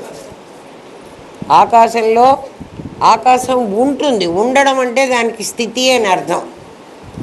గతి లేదు. దీనికి గతి ఉంది. దానికి స్థితి ఉంది, దీనికి గతి ఉంది. ఈ గతికి పెట్టేది ఆ స్థితి. ఇప్పుడు రైలు పట్టాలు ఉంటాయర్రా, పట్టాల మీద రైలు పోతుంది. పొయ్యే రైలుకు గతి ఉంది, కింద ఉన్న పట్టాలకు స్థితి ఉంది. ఇవి రెండూ కలిసి ఉంటాయా ఎప్పుడైనా? అంటే కలవకపోతే వెళ్ళలేవు, కానీ కలిసి ఉండవు. దాని మీద ఇది ఇట్లా ఆగి ఉండదు కదా. రైలు ఆగినప్పుడు ఉంటుంది, అప్పుడు రైలు కూడా స్థితిలోనే ఉంది కదా కదా. రైలు పోతుంటే ఇది కదులుతో ఇది ఆగదురా. భూమి ఆగదు. ఆగితే మన పని అవుట్ కదా. కానీ భూమి ఆకాశము కలిసిన చోటు అని ఒక దాన్ని చూసి దానికి పేరు కూడా పెట్టాము. తాడు మీద పాముకి ఎట్లా పేర్లు పెట్టామో, రజ్జు సర్పం అని. రజ్జువు సర్పం అయింది. రజ్జువు సర్పం అవుతుందా? కాదు. కానీ రజ్జువు సర్పం అయింది అంటున్నాం మనం. అట్లాగే భూమి ఆకాశాలు కలిసిన చోటుని హొరైజన్ అని పేరు కూడా పెట్టేశాం. క్షితిజము అంటారు. భూమి ఆకాశం కలిసింది అంటున్నాం. అది కలవడానికి అవకాశమే లేదు. అట్లా తాడు మీద ఉన్న తాడు పాము కావడానికి అవకాశమే లేదు. అయినా కూడా అది పాము అయింది, నీకు కనపడింది కదా. అట్లా ఆకాశం నల్లగా ఉండడానికి అవకాశమే లేదు, కానీ నల్లగానే కనపడుతుంది. వాడికి నల్లగా కనపడింది, వీడికి అందరికీ భూమి ఆకాశాలు కలిసిన చోటు కూడా కనపడుతున్నాయి. వాటికి హొరైజన్ అని పేరు కూడా పెట్టుకున్నాం. దాన్ని ఏమనాలంటే, నీ బుద్ధి నిన్న వ్యవహార సత్యం అని చెప్పానే, అటువంటి సత్యం అది నిజం కాదు. ఎప్పుడు నీకు నిజం కాదని తెలుస్తుంది? అక్కడికి వెళ్ళి చూస్తేనా? అక్కడికి వెళ్ళి చూస్తే అది ఇంకా కాస్త దూరం పోతుంది. అది ఎందుకు పోయింది మనకు కలిసినట్టు కనబడుతోందంటే, మన కంటికి కొంత దూరం మాత్రమే చూడగలిగిన శక్తి ఉంది. ఎంత దూరం చూడగలిగిన శక్తి ఉందో అక్కడ భూమి ఆకాశం అంతవరకు చూసింది, ఇంకా అవతలికి పోలేదు. అవతలి కూడా ఇంకా ఆకాశం ఉంది, మన కన్ను పోలేదు. అట్లా చుట్టూ చూస్తే కూడా మన కన్నుకి ఎంత కెపాసిటీ ఉందో అంత కెపాసిటీకే చూస్తుంది. మొత్తం ఆ రౌండ్ వృత్తం అలాగే ఉంటుంది. అందుకు నీ కన్ను ఆ మాట చెప్పింది నీకు. నీ కన్ను కాదు, అక్కడ కూడా నీ మనస్సే ప్రమాణం. మనస్సు లేకపోతే వీల్లేదు, చెప్పడానికి వీల్లేదు. ఏమ్మా? మరి ఇది నీకు ఎట్లా పోవాలి? ఇందాక నీకై నువ్వు తెలుసుకోవాలి అని చెప్పాను కదా, నీ లోపలికి నువ్వు వెళ్ళాలి అని. భూమి ఆకాశాలు కలవవు అని నేనెంత చెప్పినా నీకు కలిసి ఉన్నట్టు కనపడుతుంటే, తాడు మీద పాము లేదు అని నేనెంత చెప్పినా నువ్వు పాము ఉంది అనే మాట్లాడతావు. ఎప్పుడు నీకు ఆ భ్రాంతి పోతుంది? లైట్ తీసుకొచ్చి చూపెట్టాలి కదా. ఆ వెలుగులో నీకై నువ్వు చూస్తే ఊరుకుంటావు. నీకు భూమి ఆకాశం కలవదురా అంటే నేను నిన్ను విశ్వాంతరాళంలోకి తీసుకెళ్ళి అక్కడి నుంచి భూమిని చూపించి రాకెట్లో తీసుకెళ్ళాలి. అక్కడి నుంచి భూమిని చూపించి చూడరా ఇది తిరుగుతోంది, దీనికి అసలు దగ్గర సంబంధమే లేదు అని చెప్పాలి. ఎందుకంటే అది అక్కడ ఉండదు, అది తిరుగుతూ ఉంటుంది. నేను ఆ రెండు పనులు చెయ్యలేను. అందుకని నిన్నేం చేయాలి? ఇక్కడే నీకు దాన్ని చూపెట్టాలి. ఇప్పుడు నీ లోపలికి పంపించి నీ మనసు ఇక్కడే ఉంది అని చూపెట్టలే, నేను ఇక్కడే ఉంది అని. అట్లా నీకేం చెప్పాలంటే, ఒరే నువ్వు కూర్చున్నదే భూమిరా, నువ్వు ఆకాశంలోనే ఉన్నావురా కదా. అంటే భూమి ఎక్కడ అయిపోయిందో అక్కడ ఆకాశం. ఇది హొరైజన్ అది కాదు, అది కనపడుతున్నది కానీ. కాబట్టి నీ మనస్సు నీకు తప్పుడు ప్రమాణం చూపించింది, దాన్ని మేము భ్రాంతి అంటాం. నీ మనస్సు నీకేం చెప్పింది? తప్పుడు ప్రమాణం చూపించింది. ఎందుకంటే మనస్సుని నువ్వు గుర్తించలేదు కాబట్టి, నువ్వు మనస్సును నాదిలో భాగంగా చూసావు కాబట్టి అది తప్పుడు ప్రమాణమే చూపిస్తుంది, నిజం ప్రమాణం చూపించదు. ఇందాక నాకు నిజం చూపించింది కదండి, దాంట్లో దానికి నష్టం లేదు కాబట్టి చూపించింది. భ్రాంతి అనేది పైగా దాంట్లో నిన్ను కాపాడాల్సిన బాధ్యత నిన్ను అంటే నీ దేహాన్ని, దాని రెస్పాన్సిబిలిటీ అది. ఏది? నువ్వు యాక్సిడెంట్ చేస్తే ఏమవుతుంది? అందుకని అక్కడ నీకు కరెక్ట్గా చెప్తుంది. ఇక్కడ దానికి నష్టం లేదు, అందుకని అమ్మో ఎందుకంటే సవికల్పమైన మనస్సు అట్టాడి పనులే చేస్తుంది, నీకు భ్రాంతి కలిగిస్తుంది. చూడండి, మనస్సు ఒకటే కదా ఉండేది, 2-3 మనస్సులు ఉన్నాయా? లేవు కదా. సినిమాలో వాడు మనకేం చూపిస్తాడు? ఒకడు నుంచుంటే వాడికి ఏదో ఒక సమస్య వస్తుంది, వాడి సమస్యకి వాడి మనస్సే ఇక్కడ ఒక రూపం పెట్టి, ఒక ఎర్రవాడు ఒక నీలం వాడు అంటే మనస్సు 3 మనస్సులైందా కదా. అవి మాట్లాడతాయి కదా. నీ మనస్సు కూడా అలాంటిదే. ఇది నీ భ్రాంతి రూపం. భ్రాంతి రూపం అంటే ఏమిటి? ఇంద్రజాలికుడు ఉంటారు, గారడీవాడు ఒకడే అయ్యుండి వాడు అనేకాన్ని నీకెట్లా చూపించగలడు? అది నిజం కాదు, కానీ నువ్వు చూస్తున్నంతసేపు నిజం. నీ మనస్సు అలాంటిది. నీ మనస్సు ఏం చేస్తుంది? దాన్నే మనం ఏమంటాం? అనుమానము అంటారు. అనుమానము అంటే అర్థం ఏమిటి? మానము అంటే కొలవడం, ప్రమాణము కొలవడం రా. అనుమానం కొలవలేకపోయింది అది. అందుకనే యాజ్ ఇట్ ఈజ్ ఉన్నది ఉన్నట్టు మనకు తెలియదు. అనుమానం వచ్చినప్పుడు ఏమవుతుంది? ఇంకా జరిగే సంఘటనలన్నీ దానికి అనుకూలంగానే కనపడతాయి. అది ఎవరు చేస్తున్నారు? నీ మనస్సే చేస్తోంది. వినండి, ఇంకా అదేం చేసేస్తుందో. ఏమ్మా, నిజంగా భూమి ఆకాశాలు కలుస్తాయా? నీ ఉన్న చోటే చూడు, భూమి మీద కూర్చుంటావు, ఆకాశంలో ఉంటావు. దృక్కు సత్యం, దృశ్యం అసత్యం. నీవు చూసావు కాబట్టి అది కనిపిస్తుంది, దానికి అది కనిపించలేదు కదా. ఇక్కడ మీకు కాన్సెప్ట్ చెప్పాలి, ఇక్కడ పాఠం చెప్పాలి.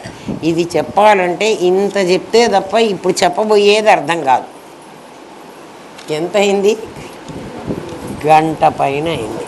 ఇప్పుడు చెప్తాను, వినండి. సత్యం అసత్యం ఆ ఒక్కదాని మీద చెప్పాలి ఇప్పుడు. దృక్కు సత్యం.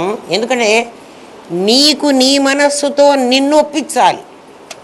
అట్లా ఒప్పుకుంటేనే నువ్వు వింటావు. ఇప్పుడు నువ్వు కూర్చున్నది భూమిరా, అవును, మనసు ఒప్పుకుంది కదా. ఇప్పుడు మనసు ఒప్పుకుని ఏమంటోంది నీ మనస్సు? నిజంగా హొరైజన్ లేదు, నిన్ను తీసుకెళ్ళి నేను చూపించలేను. నేను చెప్తే ఏదో ఇప్పుడు నా మీద గౌరవం కొద్ది కాసేపు ఒప్పుకుంటావు, తర్వాత నువ్వు ఒప్పుకోవు. మరి నీకేం చేయాలి? నీకై నీకు తెలియాలి. దృక్కు సత్యం, దృశ్యం అసత్యం. ఊరికి నేను మాట చెప్పి దృశ్యం అంతా అబద్ధం రా అంటే నువ్వు వినవు. నీకు పాఠం చెప్పాలి, చెప్పి నీకు అర్థం చేయించాలి. ఓం ఎందుకు రాస్తామంటే దాని కిందిది ప్రపంచం, దానిపైది పరమాత్మ. అందుకని మనం ఎప్పుడు కూడా పేపర్లో కూడా ఓం అని రాస్తాం. అది మీరు నేర్చుకోండి కదా. ఇక్కడ భూతాకాశం,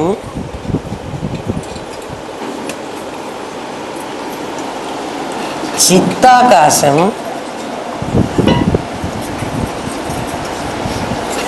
చిదాకాశం అని 3 ఉన్నాయి.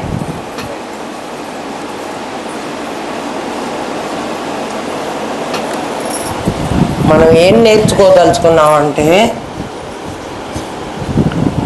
దృగస్తి దృశ్యం నాస్తి కదా. దృక్కు సత్యం, దృగస్తి దృశ్యం నాస్తి అది సెంటెన్సు. దృక్కు సత్యం,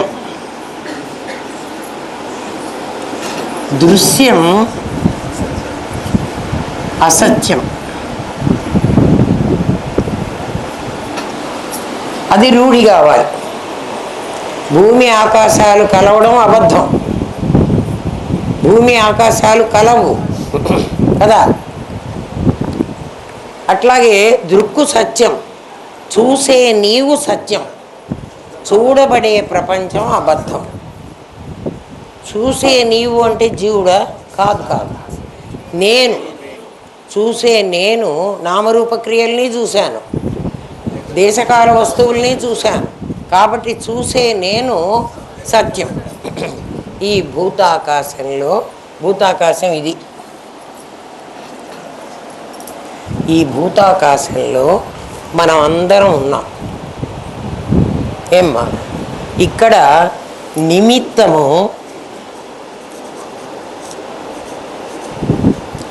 ఉపాదానము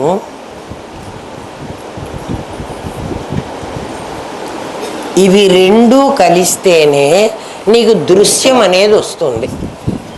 ఈక్వల్ టు దృశ్యం. నిమిత్తం ఉండాలి, ఉపాదానం ఉండాలి. ఇదిగో ఇది ప్లేట్, ఇది దృశ్యం.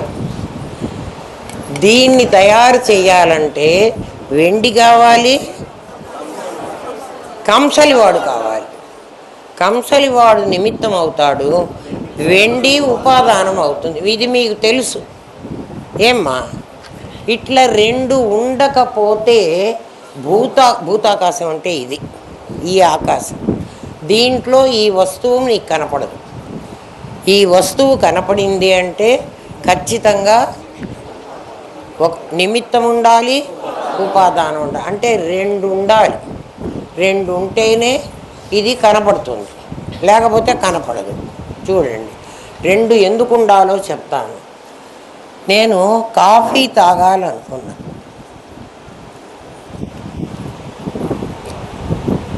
కాఫీ తాగాలని నేను అనుకున్నా. నేనేం చేయాలి? ఆలోచించాలి ముందు. నాకు కాఫీ తాగాలనే థాట్ వచ్చింది. వెంటనే నేనేం చేశానంటే నాకేమేం కావాలో నా జ్ఞానశక్తి, పాలు కావాలి, నీళ్లు కావాలి, పొయ్యి కావాలి, గిన్నె కావాలి, ఇవన్నీ నా జ్ఞానశక్తి, నీకు ఇవన్నీ ఉంటేనే నీకు కాఫీ వస్తుంది అని చెప్పేసింది కదా. నా జ్ఞానశక్తి ఎవరు అంటే మళ్ళీ నా మనస్సే. నేను కాఫీ తయారు చేసుకున్నా. ఇప్పుడు ఆ కాఫీ నేను తాగాలంటే నాకు కప్పు కావాలి. కాఫీని ఎట్లా పోసుకోను? కాఫీ తయారు చేసుకోవడానికి నాకు కాఫీ గిన్నె కావాలి, గిన్నెతో కాఫీ తాగను కదా.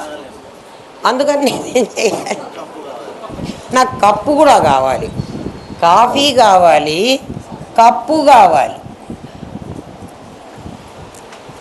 కాఫీ తయారు చేయడానికి కొన్ని పదార్థాలు కావాలి, కప్పు తయారు చేయడానికి కొన్ని కావాలి. కాఫీకి నిమిత్తము ఉపాదానము, నేను నిమిత్తం. నేను కాఫీ పెట్టుకోవాలి, ఉపాదానం ఎవరుంటారు? ఈ కాఫీ పొడి, ఈ పాలు, ఈ పంచదార ఇవన్నీ నాకు కావాలి. కాఫీ పెట్టుకున్నానురా, కప్పు లేకపోతే నేను కాఫీ తాగలేనురా, కప్పు కూడా కావాలి నాకు. కప్పు ఎక్కడ తేవాలి అంటే, కప్పు ఒక పింగాణి వాడు ఉపాదానం కావాలి, ఒక తయారు చేసేవాడు కావాలి. అంటే నీకు భూతాకాశంలో ఒక తయారు చేసేవాడు, ఒక తయారు చెయ్యబడే పదార్థం ఉంటేనే నీకు ఇక్కడ పనులు జరుగుతాయి, లేకపోతే జరగవు. తయారు చేసేవాడు కావాలి,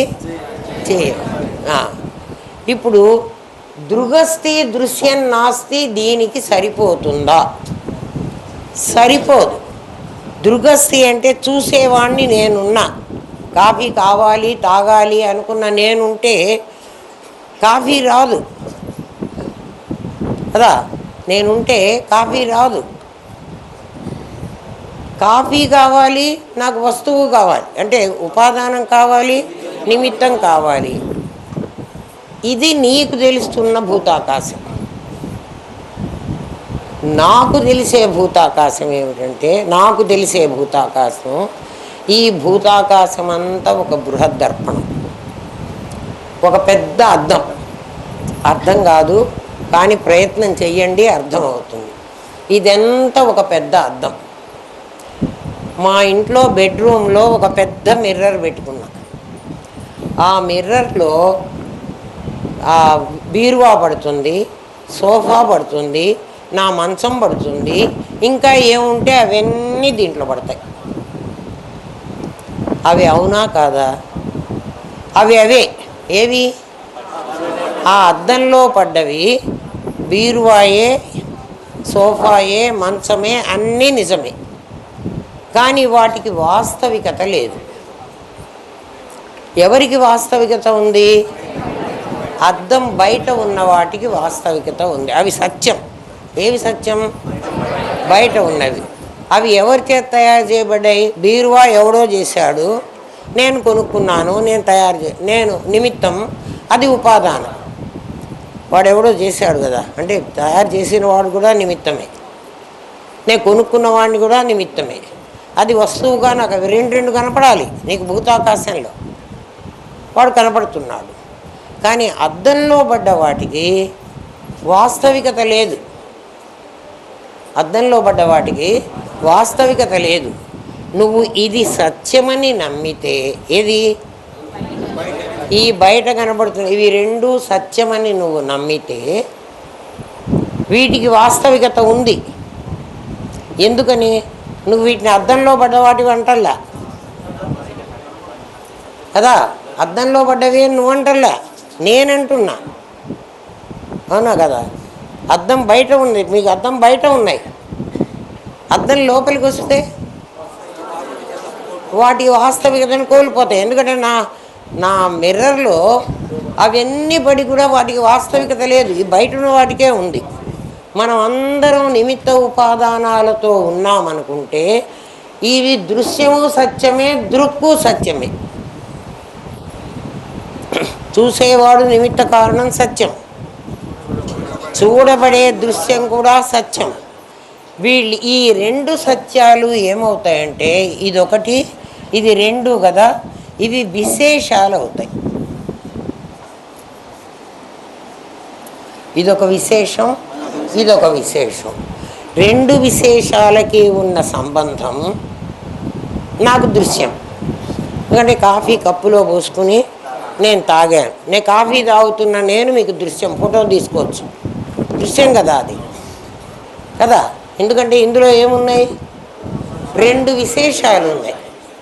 ఇద్దరు విశేషాలే కదా. ఎందుకు విశేషాలైనారు వాళ్ళు? ఒకడు నిమిత్త కారణంతో తయారైనాడు, ఒక వీడికి నిమిత్తం ఉపాదానం ఉన్నాయి, వీడికి నిమిత్త ఉపాదానాలు ఉన్నాయి. నిమిత్తం నాకు తెలియదు, నేను కూడా నాకు తెలియదు కదమ్మా. రెండు విశేషాలకు ఉన్నటువంటి రిలేషన్షిప్ అట్లాంటిది. జీవుడికి నిమిత్త ఉపాదానాలు ఉన్నాయి, నాకు నిమిత్త ఉపాదానాలు ఉన్నాయి కదా. నా తల్లిదండ్రులు నన్ను పుట్టించారు కదా. నేను పాంచభౌతికమైన అపంచీకృత పంచమహాభూతాల నుంచి పంచీకృతమై నేను పుట్టాను. కాబట్టి నిమిత్త ఉపాదానాలు నా దగ్గర ఉన్నాయి. నేను విశేషమైపోయినా. ఎందుకని? నేను సామాన్యం కాలేదు కదా. నా పేరు విశేషం. ఎందుకని విశేషము? నిమిత్త ఉపాదానంతో తయారైనాను. నేను జీవుడిని అయిపోయినాను. కాబట్టి జీవుడు ఏమవుతాడు? విశేషం అవుతాడు. జగత్తు ఏమవుతుంది? విశేషం అవుతుంది. నీవు నేను పెట్టుకున్న సంబంధమే నాకు ధనేషణ, దారేషణ, పుత్రేషణ అనేవి కలిగిస్తావు. నేను కాఫీ తాగడం ఎలాంటిదో, కాఫీ తాగుతున్నా కదరా, తాగాలనేది నాకు కోరిక పుట్టింది కదా. అట్లా నాకు డబ్బులు సంపాదించాలని కోరిక పుట్టింది. సంపాదించాలంటే నేను ఒక్కరిని సంపాదించలేను, ఎవడి నుంచో సంపాదించాలి. ఎవడి నుంచి సంపాదిస్తానో వాడు నాకు జగత్తు. ఎవడి నుంచి సంపాదించాలంటే వాడు విశేషం అవ్వాలి, నేను విశేషం అవ్వాలి. మా ఇద్దరం తీసుకున్నటువంటి మధ్యలో ఉన్నది సంబంధం అవుతుంది. అప్పుడు ఇది వాస్తవం అవుతుంది. ఏది వాస్తవం అవుతుంది? ఈ రిలేషన్షిప్. నా నిమిత్త ఉపాదానం. నేను బతుకున్నానంటే మీరు చచ్చిపోయినాను అంటారా? అనరు కదా. కాబట్టి నేను వాస్తవం. నేను ఇక్కడ నుంచున్నది నిజమా అబద్ధమా అని అడిగాను అనుకోండిరా, నిజం అంటారు. ఏమా? కాబట్టి దృశ్యం వాస్తవం, చూస్తున్న దృక్కు వాస్తవం. ఈ సెంటెన్స్ అబద్ధం అయిపోయింది. మనకు శాస్త్రం చెప్పిన వాక్యం అబద్ధమైంది. ఎందుకయిందో చెప్పండి ఇప్పుడు మళ్ళీ ఒకసారి.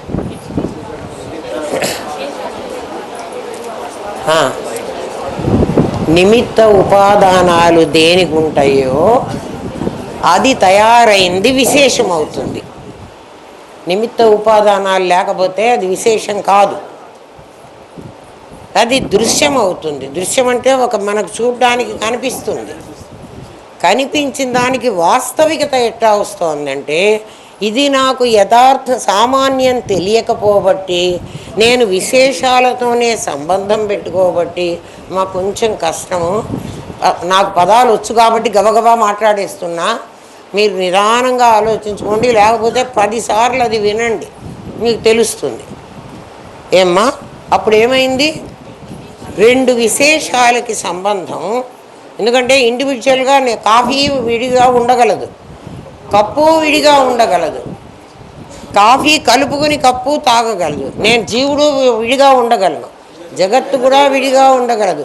మేమిద్దరం కలిసి సంబంధం పెట్టుకుని కూడా ఉండగలం. ఆ ఉన్నది నీకు వాస్తవమై కూర్చుంటోంది. వాస్తవం అంటే నిజం. నేను అబద్ధం అంటే నువ్వు నమ్మవు.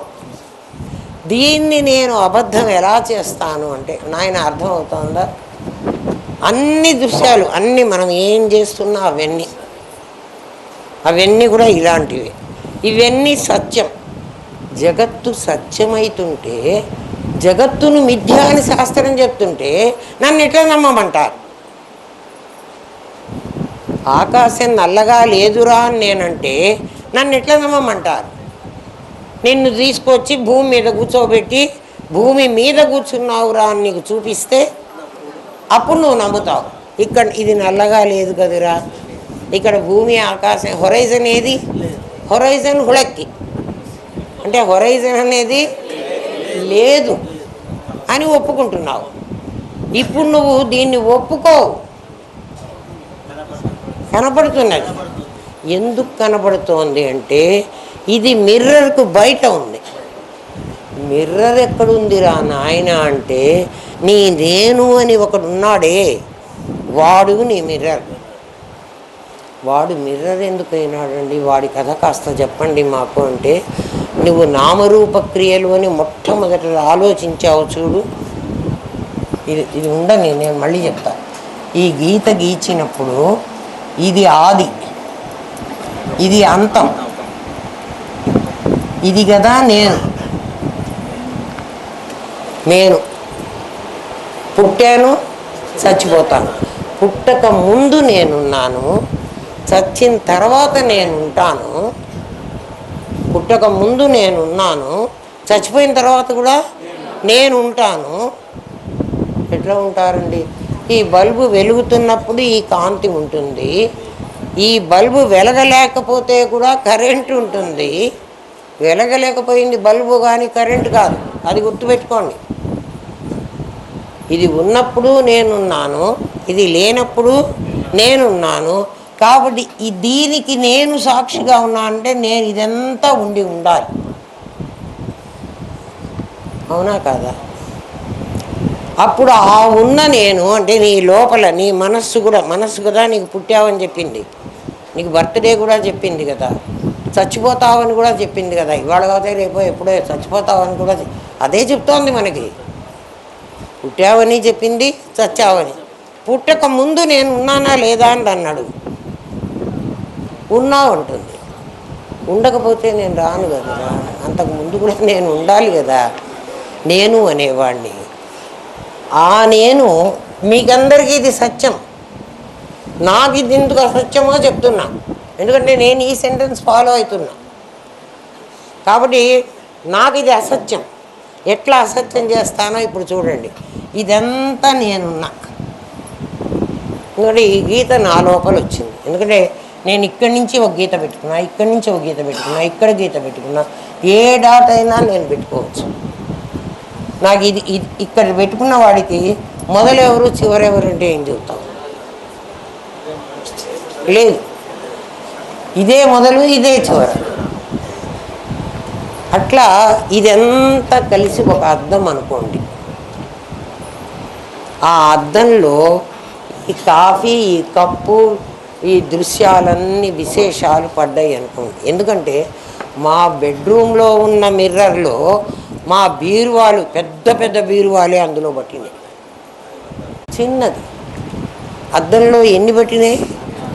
సోఫా ఎంతది, మంచం ఎంతది, అద్దంలో పట్టినాయా? ఒకదాన్ని ఎత్తిన ఒకటి కూర్చున్నాయా? అన్నీ పట్టినాయి కదా. నా బృహద్దర్పణంలో మీరందరూ పడతారు. ఎందుకురా, మనం ఫోటో తీస్తే మీరందరు పడరా? ఇంత ఫోటోలో మీరందరూ ఎక్కడో ఏదో కాలుస్తున్నారా? మనకేం కాదు కదా, చూసుకోండి ఆయన. బృహద్దర్పణంలో మీరందరూ పడ్డారనుకుంటే పడతారు కదా. ఇప్పుడు ఈ అద్దంలో వీళ్ళందరూ పడరు, జీవ జగత్తులు పడ్డాయి కదా. అప్పుడు అవి నిజమవుతాయా, అబద్ధం అవుతాయా? అద్దంలో పడ్డవాడికి పుట్టుక చావు ఉందా? ఆ బీరువా, మా ఇంట్లో ఉన్న బీరువా ఎవడో ఎప్పుడో తయారు చేశాడు, అది ఎప్పుడో పాడైపోతే పారేస్తాం. అంటే దానికి వాస్తవికత ఉంది. అద్దంలో పడ్డ బీరువాకి అది పుట్టలే, అది చావలే. ఇదంతా బృహద్దర్పణం అని నీకు అర్థమైనాడు. ఈ జీవుడు, ఈ జగత్తు అందులోనే ఉన్నారన్నప్పుడు వాళ్ళు వాస్తవికతని కోల్పోతారు. అర్థమైందా? ఇప్పుడు మీరు చప్పట్లు కొట్టారే, ఎందుకు చప్పట్లు కొట్టారంటే చెప్తా వినండి. అందరు ఒకేసారి ఒకళ్ళనొకళ్ళు అనుకోని వరే నేను కొడతా నువ్వు కొడతాను అనుకోలేదు కదా. అందరు ఎందుకు చప్పట్లు కొట్టారంటే కరెక్ట్గా మీరు వెళ్ళి అక్కడ టచ్ అయినారు. ఎవడికి వాడు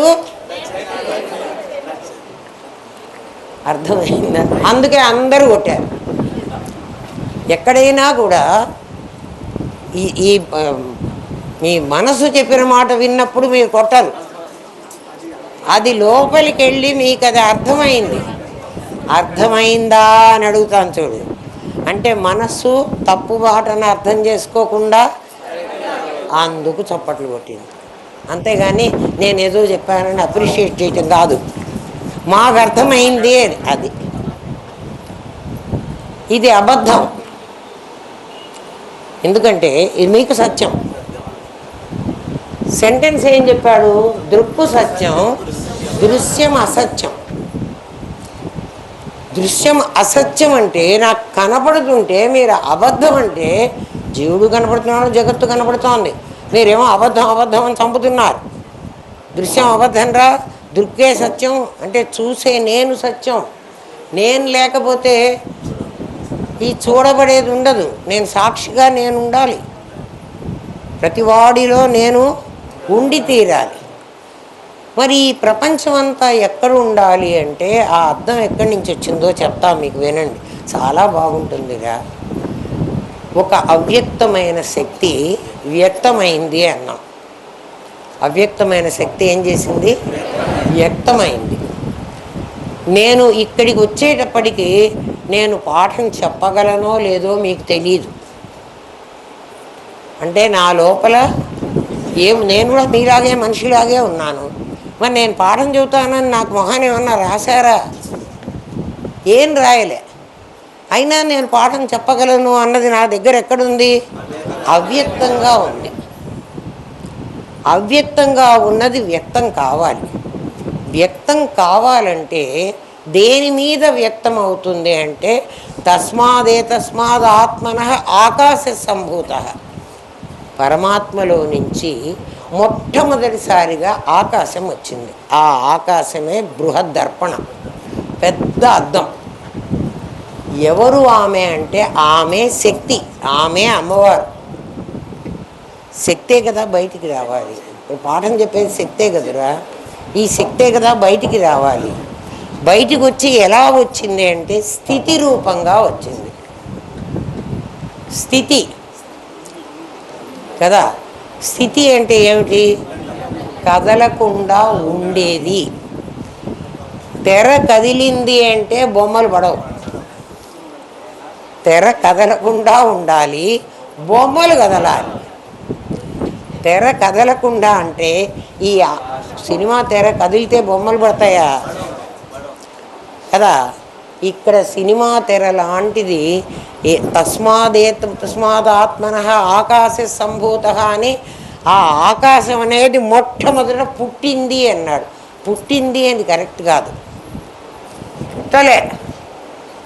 మరి పుట్టిందన్నారు కదా అంటే కనిపించింది. ఎందుకు కనిపించింది అంటే అదే అమ్మవారు. పరమాత్మలో నుంచి అవ్యక్తమైన శక్తి వ్యక్తమైంది. వ్యక్తమైంది అంటే కనిపించాలి. ఎవరికి కనిపించాలి అంటే ఆయనకే కనిపించాలి. చూసే శక్తి ఆయనదే కదా, మనకు కనిపించాలి, ఆయనకే కనిపించాలి. చూడండి, నిజంగా శక్తి అమ్మవారిది,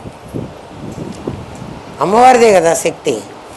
ఆమె ఎందుకు ఆ శివుణ్ణి ఒకటే ప్రార్థించుకుంటూ ఉంటుంది కదా. ఎక్కడైనా అపర్ణ అనే పేరుతో పార్వతీదేవే కదా శివుణ్ణి పెళ్లి చేసుకోవడానికి ప్రయత్నించింది అంటే ఏమిటి? ఆయన్ని తన దగ్గరికి పిలుచుకోవాలి. ఇదేమో స్థితి, ఆకాశం ఖాళీగా ఉంది. దీనికి చైతన్యం లేకపోతే ఇదేం చేయలేదు. ఆ చైతన్యమే ఉపాదానం అనే కారణం, నిమిత్తం అనే కారణం, అదే ఉపాదానం అనే కారణం. ఎవరు? ఆ స్థితి అనేది కదా. ఆ ఉపాదానం అనే కారణం. ఇదంతా ఈ ఆకాశం అనే పేరుతో ఒక తెర మన దగ్గర ఉంది. ఈ తెర మీద పడ్డ బొమ్మలు ఇవన్నీ. తెర మీద అంటే అద్దం మీద పడ్డ బొమ్మలు. అద్దం మీద పడ్డ బొమ్మలకి సత్యత్వం ఉంటుందా? కనపడతాయి. అర్థమైందా?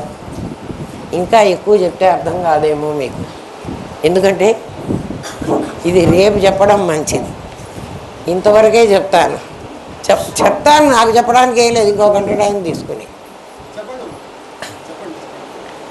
చెప్తే ఇప్పటికే 37 నిమిషాలు అయింది. అంటే మీకు అర్థం కాదు. మీకు ఇప్పుడు ఎంతవరకు అర్థమయ్యేది చెప్పానంటే రేపు గురువుగారు ఆరాధన రోజనే నాకేం ఎప్పుడైనా చెప్తా అమ్మా. ఇంకో శనివారం ఇప్పుడు కూడా చెప్తా. నాకేం చెప్పలేనని కాదు. ఫౌండేషన్ వేసుకుని చాలా కష్టపడితే తప్ప ట్రాన్స్మిట్ కాదు. నేను తెలుసుకోవడానికి నాకేం కష్టం కాలే, మీకు చెప్పడానికే నాకు కష్టం అవుతుంది. కష్టం అవటంలే, చెప్తాను, చెప్పలేనని కాదు. చూడండి, శాస్త్రం ఏమందంటే ఈ సెంటెన్స్ ఇచ్చి కూర్చుంది. మనకేమో మన అనుభవంలో ఏముంది, ఇది సత్యమని ఉంది. దీన్ని నాటకమని అనమంటున్నాను. మీరు చెప్తారు కానీ మేము ఎట్లండి, నా భార్యను నేను నాటకంలో లాగా కదా.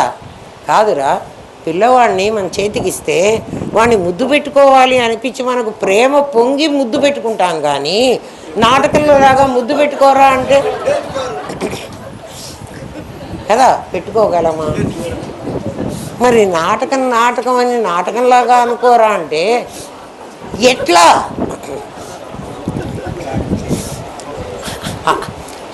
ఇక్కడ ఏమో ఎదురుగా కనపడుతుంది ధనేష్ అన్న డబ్బులు, ఒరే డబ్బులు వస్తాయంటే ఎవడికి చేదురా కదా. అబద్ధోవా సుబద్ధోవా కుంతిపుత్రో వినాయక అని నువ్వు అబద్ధం ఆడతావో ఏం చేస్తావో, డబ్బులు వచ్చేది ఒకటే చూడు కదా. మరి అటువంటిప్పుడు ఇది అబద్ధం, ఇది అబద్ధం. శాస్త్రమేమో దృక్కు సత్యం దృశ్యం అసత్యం అని చెప్తోంది. మనకేమో దృక్కు సత్యమే దృశ్యమో సత్యమే. నువ్వు మానుకో అంటే ఎట్లా మానుకోవాలి? నువ్వెట్లా మానుకోగలవంటే దీన్నంత బృహద్దర్పణంలో పడ్డ బొమ్మలని అనుకుంటే, అంటే ప్రతిబింబాలు అనుకుంటే, ఇంకా ఇక్కడ మీకు ఇంకొక రహస్యం ఉంది. అందుకే ఒక్కొక్క రహస్యాలు చెప్తే మీకు డౌట్ కూడా ఇప్పుడు కలిగిస్తా. చూడండి, మీరు అద్దంలో పడ్డ బొమ్మలు అబద్ధం అన్నారు కదండి. మీరు అడగాల్సిన ప్రశ్న ఇది, నేనే అడుగుతున్నా. అద్దం బయట ఉన్నవి సత్యం అన్నారు కదా కదా. అద్దం బయట ఉంది కాబట్టి ఇది సత్యం. అద్దం లోపలికి వస్తే అబద్ధం. ఒక సత్యమైన బీరువా ఉంటే కదా మీ అద్దంలో బీరువా పడింది. ఇక్కడ సత్యం లేనే లేదు, ఇవన్నీ కూడా అద్దంలో పడ్డ బొమ్మలు అంటున్నారే. మరి ఈ అద్దం బయట ఉన్నవి ఏవి? అసలు బయట ఉండడానికి ఏముంది? అంతా మీరే ఉన్నారు కదా. అద్దమంతా మీరే అయితే అద్దంలో పడ్డ బొమ్మలంటే అద్దం ఎటువంటిది అంటే, అద్దం ఒక్క సత్తే కాదు, అద్దం చిత్తు కూడా. ఎందుకంటే పరమాత్మ వేరుగా ఉండి ఆమెను మాత్రం బయటికి పంపలే. నేను వేరుగా ఉండి నా శక్తిని మాత్రం బయటికి పంపలేను. నేను నా శక్తి కలిసి ఉండాలి కదా. కలిసి ఉన్నప్పుడు మాత్రమే నేను ఏదైనా మాట్లాడగలను. నా శక్తి మాత్రం బయటికి పంపించేసి, నా శక్తి బయటికి పంపించి అంటే అందులో పడుతోంది కదా, అది నా శక్తి. నేను లేననుకోండి, నేను ఉండి పాఠం చెప్పినప్పుడు అది విని మీరు పాఠం విన్నప్పుడు ఆ తేడా మీకే అర్థం అవుతుంది కదా. ఎందుకని? నేను చెప్పిన పాఠమే కదా అది. అంటే నా శక్తిని ఒక మిషన్ ద్వారా వాడు బయటికి లాక్కుంటున్నాడు. అందులో నేను లేను, కానీ అందులో కూడా నేను ఉండాలి. ఎందుకంటే ఆ సౌండ్ రావాలంటే నేనే రావాలి కదా. నేను అన్నీ నావే కదా, మొత్తం 24 తత్వాలు నావే.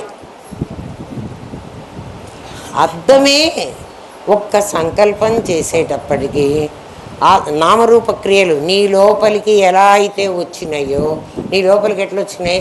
నువ్వు ఆలోచించావు, ఆలోచించగానే వచ్చిందా రాలేదా?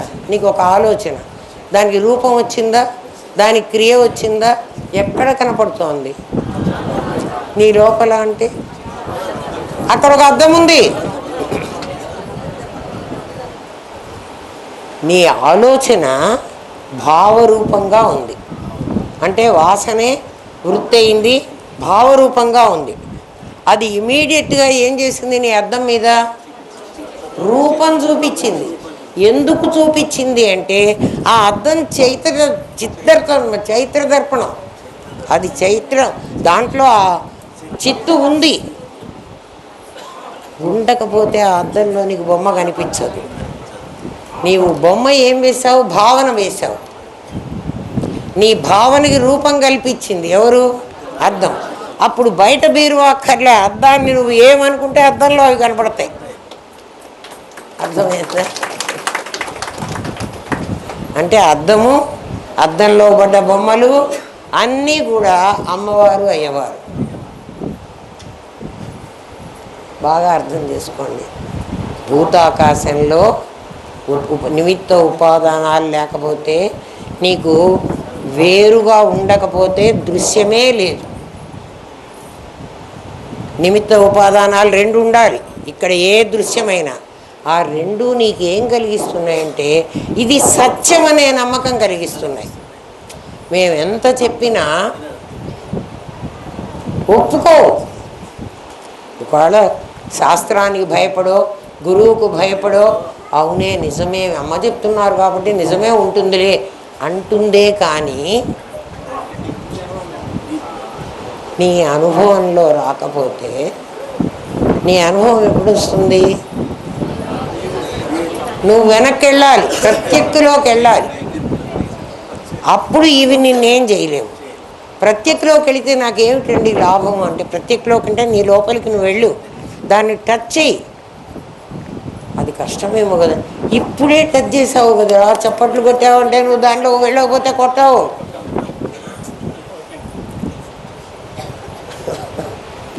ఇక అర్థమవుతుందా? ఏం పక్క పక్కన ఎవరన్నా చెప్పుకున్నారు, ఒరే ఇప్పుడు నేను చప్పట్లు కొడతాను, నువ్వు కూడా కొట్టరా, నువ్వు కూడా కొట్టరా. ఎవడెవడికి చెప్పడు. అందరూ ఒకేసారి కొట్టారంటే ఏమైంది? అందరికీ లోపలికి వెళ్ళింది. అది అర్థమైనప్పుడు మాత్రమే వాడు కొడతాడు. ఆ అర్థమయ్యే శక్తి పరమాత్మది. వాడి పేరే చిత్తు. ఆ చిత్తు ఎక్కడున్నాడు అంటే ఆ అద్దం మీదే ఉన్నాడు. ఏం చేస్తున్నాడు వాడు అంటే, నువ్వేదైనా అనుకున్న దానికి రూపం చూపించేస్తాడు.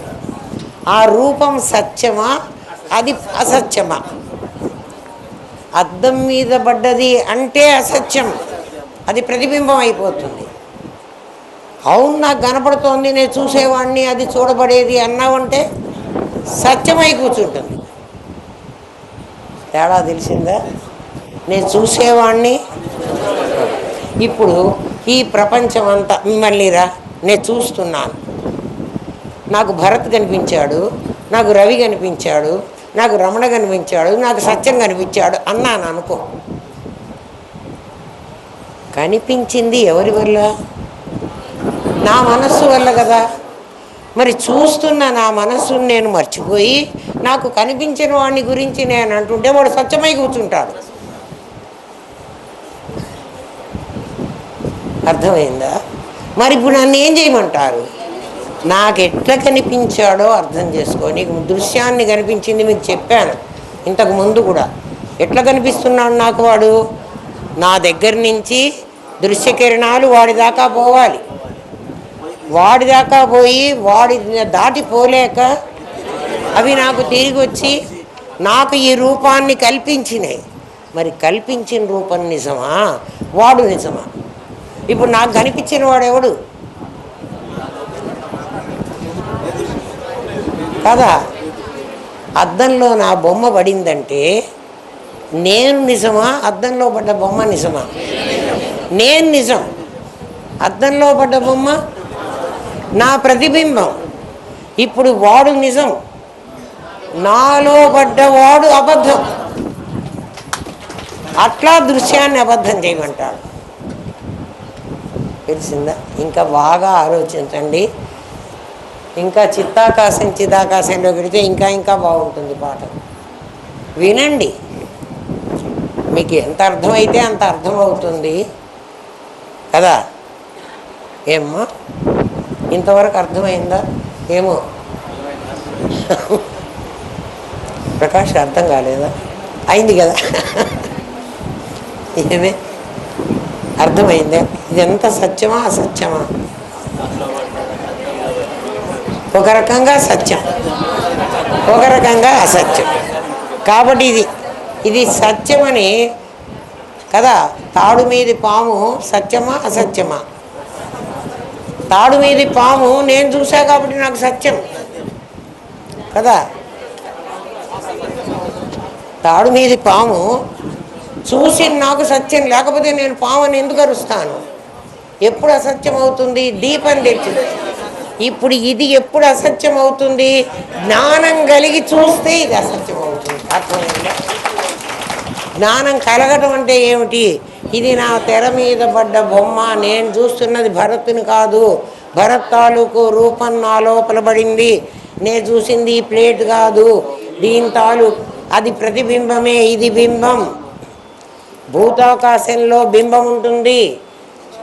నీ దగ్గరికి వచ్చేటప్పటికి నువ్వు భూతాకాశంలోనే ఉన్నావు. నీ దగ్గరికి వచ్చిందంటే అది ప్రతిబింబం అవుతుంది. నీ దగ్గరికంటే నాకు కనపడితే ఇంతవరకే నేర్చుకోండిరా.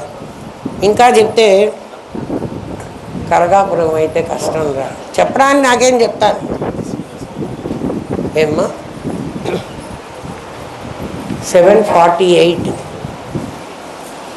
ఎంత ఫౌండేషన్ వేసుకుంటే ఇక్కడ దాకా మీరు రాగలిగారు ఏమ్మా.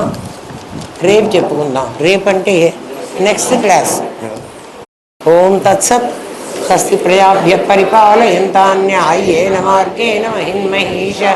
గో బ్రాహ్మణేభ్య శుభమస్తు నిత్యం. లోకాః సమస్తాః సుఖినో భవంతు.